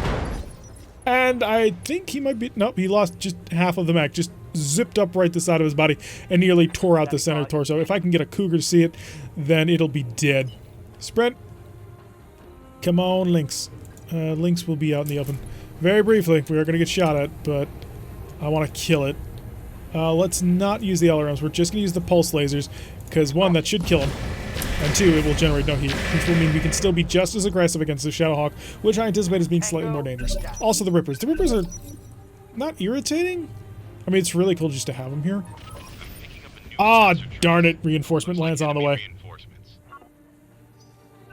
Sprog is currently eating non-solids, non-gluten, and non-lactose. Oof. Rough. Rough, mate. Ice ferret off in the distance. Interesting. Wish I could take the head off this. We're only getting 2 of 9 salvage, so really, we're going to have to pick and choose exactly what we want to get at the end of the day. As the mini tries to decide what they want to do. We do kind of want to keep them from being able to shoot me altogether. Punisher! Talk to me. Punisher, I think I want to use the Arctic Cheetah by rushing forward on the Shadowhawk. Get a side angle shot on him. Do we know what kind of Shadowhawk we're dealing with here? A whole bunch of energy and a whole bunch of missiles. We don't have a version set. But hey, heavy large laser. Blast away! Roger that. Oh, it hit. I love this heavy large laser. It's like, hi, bye. Well, not quite that, but look at the amount of damage it did to the leg. Commando taking a little bit of ER medium laser fire. Nothing too serious as of yet, but we do want to get him to... It's a Viper. Oh, that's one of Mitch's favorite mechs. Shadowhawk moving on forward, striding aggressively into the battle. See what he wants to do. He's going to open fire with a whole bunch of... Oh, this is the, this is that Shadowhawk that we kept getting in our previous campaigns. The one... The Special Forces Shadowhawk. It should have an XL engine on it. So, let's go see if we can't rip out that XL engine. Are you the Shadow? Are you... What are you? Oh, you are the Shadowhawk. So, let's go see if I can't steal an XL engine from this guy. I'll move slightly away from him. Yeah, that will do. So we'll position ourselves so we're not super exposed. We're also aggressive. Hit that leg if at all possible. Break it, destroy it. Lower leg destroyed. We're working on it. We've almost got him unsteady. We just need to get a little bit more fire going down. If we can tear off the leg, that would be even better. Enemy's going to consider exactly what it is they think they need it to do. And these Rippers, man. These Rippers. Quite dangerous under the right circumstances. Enemy is considering. They're moving an entire lance on in. They've got a Viper and an Ice Ferret. The Viper's a medium mech, but it's on the lighter side of medium. What can I do for So you? I wouldn't classify it as being really as dangerous. And I'm going to move you up close and personal. This is why we saved the heat. LRM's on. Everything to active. Hi, buddy. I'm going to try and make you unsteady with the salvo. And we did. Your hip has been destroyed as well. That's going to slow you down even more. He's now unsteady, which means T-Bone can come in for the assault. And I need a direct line of sight. Do I have a direct line of sight? Oh, we absolutely do. Let's lay on into him. Make him even more. His foot has been destroyed. His engine has been destroyed. These are not actual accurate, but hey, it's what we're working with. How is he standing with no lower leg? He's leaning over to the one side. Oh, we came so close to tearing this leg off. Oh, we got autocannon fire. Big autocannon fire. Wolverine 2. I thought Wolverine 2s were explicitly not named because of, you know, Clan Wolverine. More laser fire coming down to the Arctic Cheetah, but it doesn't look like the Arctic Cheetah has actually been connected on just yet, which is good. We'll pull the Arctic Cheetah over to the side and maybe be able to shoot this this Shadowhawk. Back to the top phase. Oh, if I can get Jester into the side of this, we might be able to tear his leg off. And that would be ideal. Got more movement coming on beyond the visual range. Arctic Cheetah is getting even more fire, but lucky for us, 1, it's super evasive. 2, a whole heck of a lot of electronic countermeasure gear. So that's working quite beautifully. So once we get that done, more incoming fire. I don't think it connected with the commando. They're really shooting a lot of autocannons at the commando. Jester, you're up. Get it on. Alright, yes, let's get it on. Let's get on and getting on.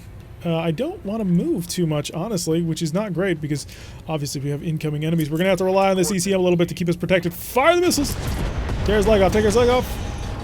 Mask destroyed. Critical hit, Commander. A whole bunch of things no longer exist, and it took his leg down. He's on the ground. Half the mech is gone. Unfortunately, it was the half of the mech that was the cool stuff in it. Yeah, the mask, the streak. Anything on the other side? There's nothing on the other side. Oh, we picked the wrong side to try and break him from. How unfortunate. I'm gonna have to kill him in epic fashion in other ways. More incoming fire? Or not so much? Yeah, the commando getting shot at a lot. He will get shot at a lot. Although that's part of the reason why he's so heavily armored, because we expect that. Every so often, we've got to do something that's not ideal. Kid Fox, take aim. Core him. I don't want to deal with him. And he's gone. I did have an ultralight gyro and endosteel. Clan endosteel, no less. Did you see that? Did you But no, we no longer have to worry about a 50-ton mech as that. There's 50% of the enemy destroyed with both of their mechs gone.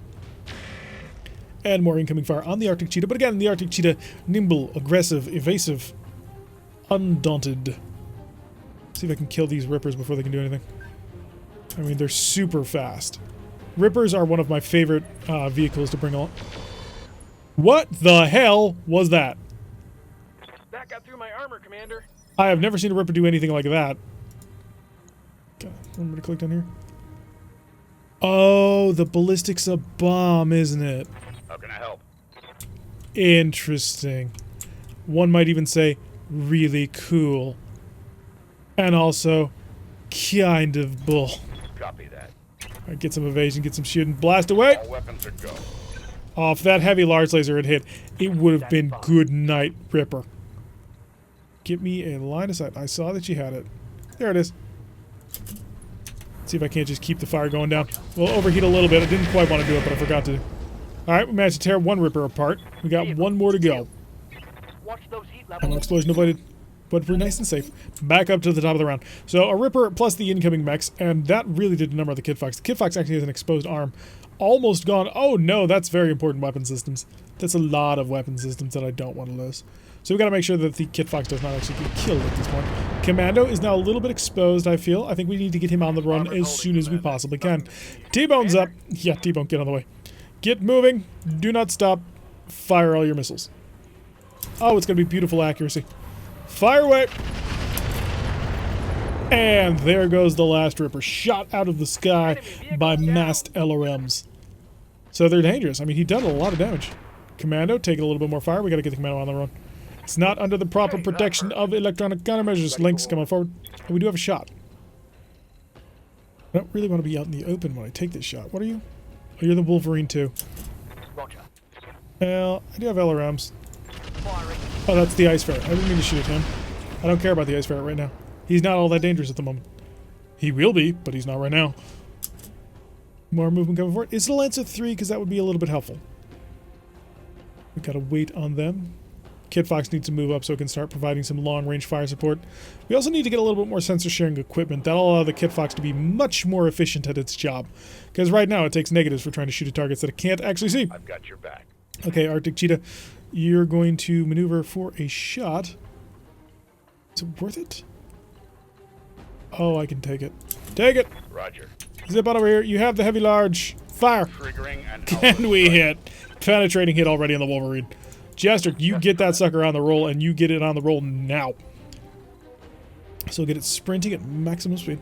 Not quite sure what that should be packing. Can I get next to it? I could, but I'd have to be out of cover. I'd rather not do that. Don't want to run through the negative stability. Back under ECM protection, where it's safe and sound. We got a Viper, the Wolverine, and the Ice Ferret. Fairly good shot on the Viper, actually. I think I'm gonna take it. Fire! Oh wow, we set off that ammunition, and he is already. And they hit the head. Jeez. Jester getting in there with the firepower, really opening things up. So the Viper's lost an arm already, is incredibly unsteady. If we have anything else that we can use that can cause stability damage, he's going to go right over, which would be ideal. And then we've got another mech off in the back. It's Crab, of course it is. Come on, tell me I can beat the Ice Ferret. Or not the Ice Ferret, the Viper. Vipers are pretty nimble. You got to give them credit for it, because they're quite quick. They will do many a thing. They tend to be incredibly undergunned, though. Kid Fox is going to take a little bit of fire, but the Kid Fox doesn't really care all that much. But you did come into the middle of my group. If it weren't for the fact that I had to hopefully knock down that Viper, I'd target everything onto you and you'd probably die. Although now that he can be seen, everybody will start shooting my Kid Fox, and I don't want my Kid Fox to die.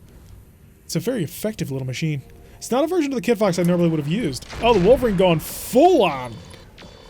Tearing through the Commando's arm just like that.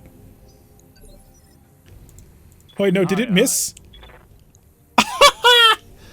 It broke the Ice Ferret! Good job, buddy. Good job. Oh, you are... This is so good. I thank the fact that this was put into the game with every fiber of my being. Go after the Viper. He hopped forward like he was God Almighty, coming in with his ultra auto cannon, dropped down in front of the Commando and let it rip, and blew up his buddy.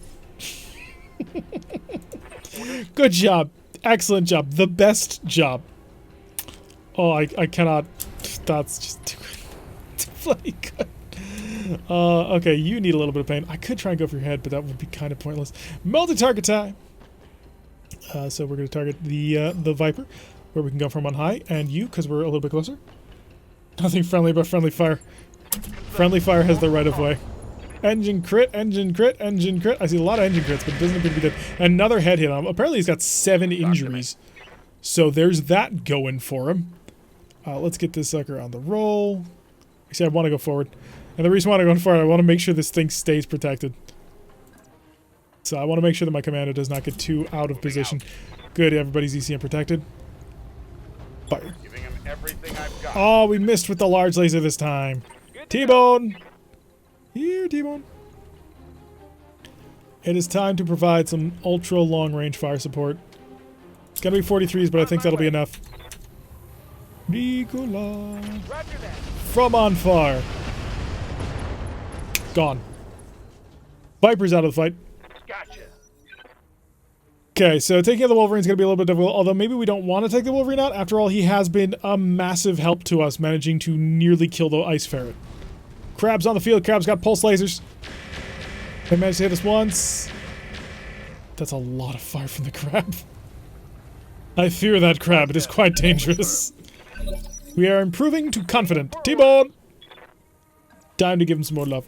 Right, I Commander. think we want to target the Ice Ferret. Just make him unsteady. Slow him down a little bit. And destroyed. Just gone. Thank you, Wolverine. You were so amazingly great. I mean, that move alone has just... I need to build a plaque for you or something. Alright, let's see what they're going to do. Wolverine's going to come around. Wolverine's going to shoot at point-blank range! Did he actually manage to hit? Because I don't think that he did. Minimal damage on that hit. Yep. Okay. We have a problem because we've got Mr. Incoming Death over here. I mean, he's got 2 large pulses and probably a medium pulse as well. And they're clan at that, which makes it extra painful and unpleasant. I want to start to shoot him. Can I get over there for the walk? I can. I can't turn and get there with a walk, though. So here's where we'll go, so we can turn it around. It is my left leg that is damaged, so my right leg will be perfectly fine for now. And we're going to give him a little bit of love and light the forest on fire, because that's what we do. Punisher and your Arctic Cheetah with all your glorious amount of firepower. Now, the reason why I'm constantly moving the Arctic Cheetah in front of the Wolverine is because he has no frontal armor. So if I can hit him with the heavy large, I can do things like that. Oh, he doesn't have a UX-5 anymore. It's just gone. Yeah, this heavy large was the greatest decision we've ever made for this Arctic Cheetah, because it is just so... I think it's better. It's better in absolute firepower than the weapons we took off of it. And honestly, I think it's just a better weapon in general. Like, sure, we lose the indirect fire capability, but dude, we have a gun, a single laser that is capable of ripping through just about anything you care to name. Get up here. Eastern Protect and Evasion. You have a lot, actually, left in you. I'm going to cook it just for this round to see if we can cause some serious damage. Took out his lower leg again. Case has been destroyed many times over. And we're causing a little... And his panic is critical. T-Bone, I'd like you to set his panic meter through the roof, if you don't mind. Tell me what to shoot. He jacked brother. Nope, nope, we caught him. He's dead. Okay, we just got a crab now. So this is working out quite nicely. And Jester gets to be aggressive. But Jester also needs to stay in cover. But aggressive. But in cover. Do I risk this? I mean, it's large. These are large pulse lasers. Yeah, we risk it. Get up close and personal. Play the game. Hit him. Foot destroyed. You guys are doing really good jobs of just penetrating the leg armors on that one. That case is very, very destroyed. Indeed. Arctic Cheetah, get around to the side. On my way. It's time to use the heavy large and the ER medium.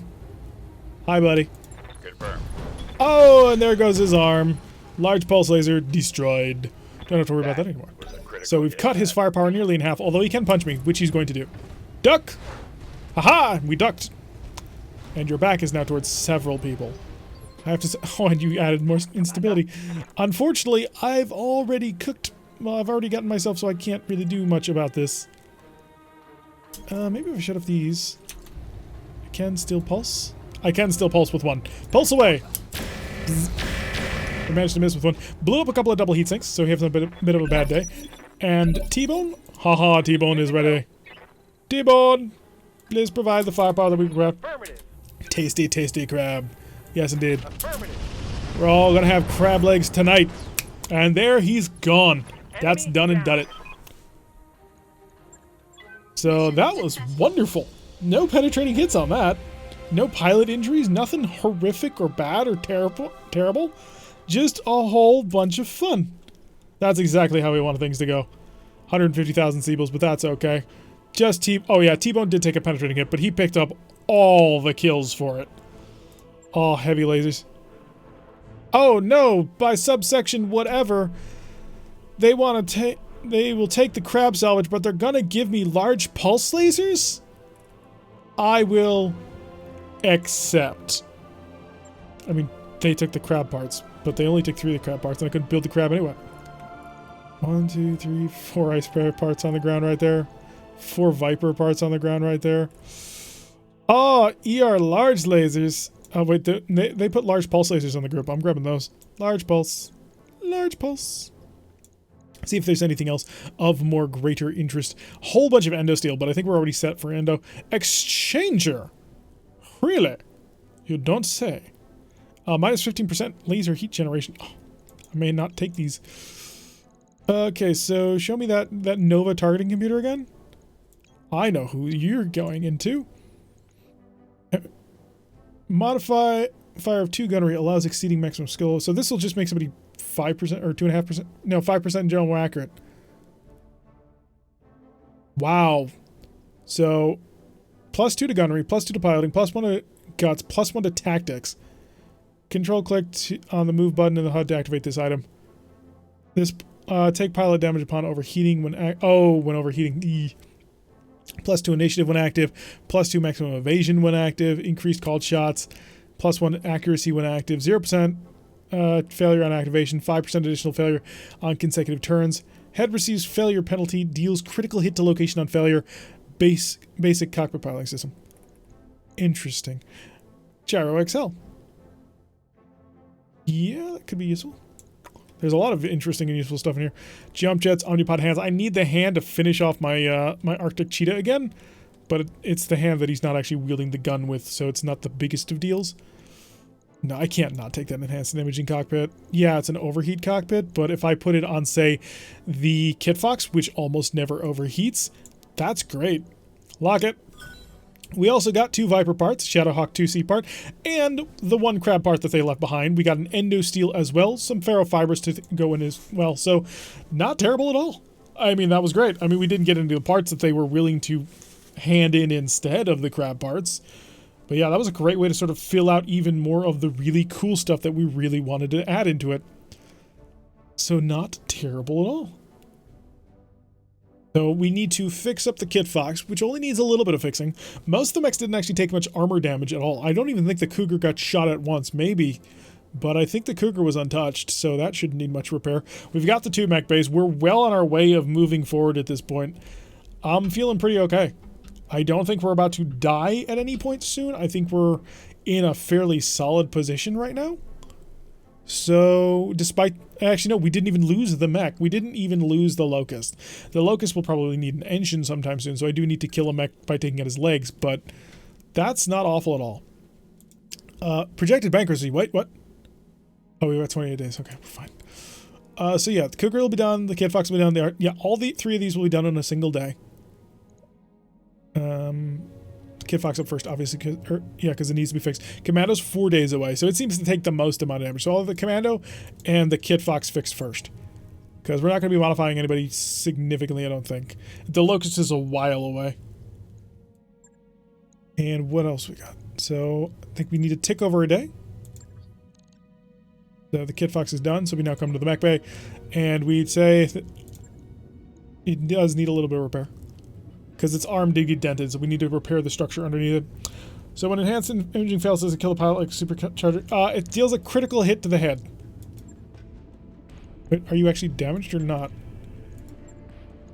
Oh, apparently you weren't actually damaged, so you're just fine. All that damage you took to the arm was completely ignorable. Lovely. Take another couple of days. Hey, boss. Training module 1 is done, which is lovely, but I'm not going to immediately begin the next one.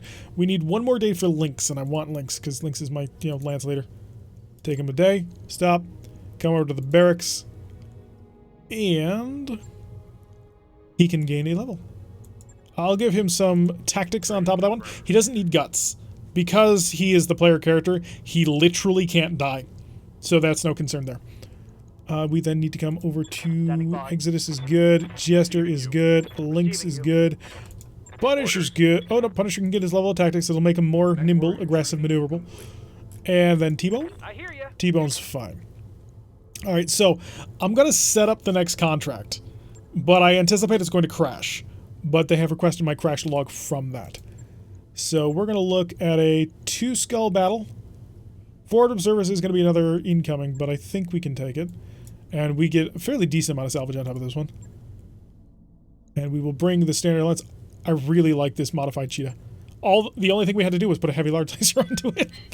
So I anticipate this is going to crash. But if it doesn't, well, I'm kind of stuck into fighting another mission now, aren't I? But I do think this is actually going to crash because it has crashed every single other time that we've tried it. And that will allow us to submit our logs over to the RogueTech team so they can get things. And again, if you start playing this and you run into problems, don't just immediately restart and begin things anew. Grab your logs, upload a ticket, give them information. What they need is information.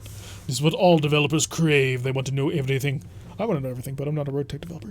Although I have helped with a couple of things. Yeah. But yeah, so we are going to see if this loads in. Don't think that it's going to work just based on the previous thing. But there is a hotfix out now. So apparently it has something to do with turrets and maulers. But are you actually going to load properly this time? Are you really going to load properly this time? Because it's going super slow. Oh, there it goes. Ever spinning? Okay, I think we're on ever spinning.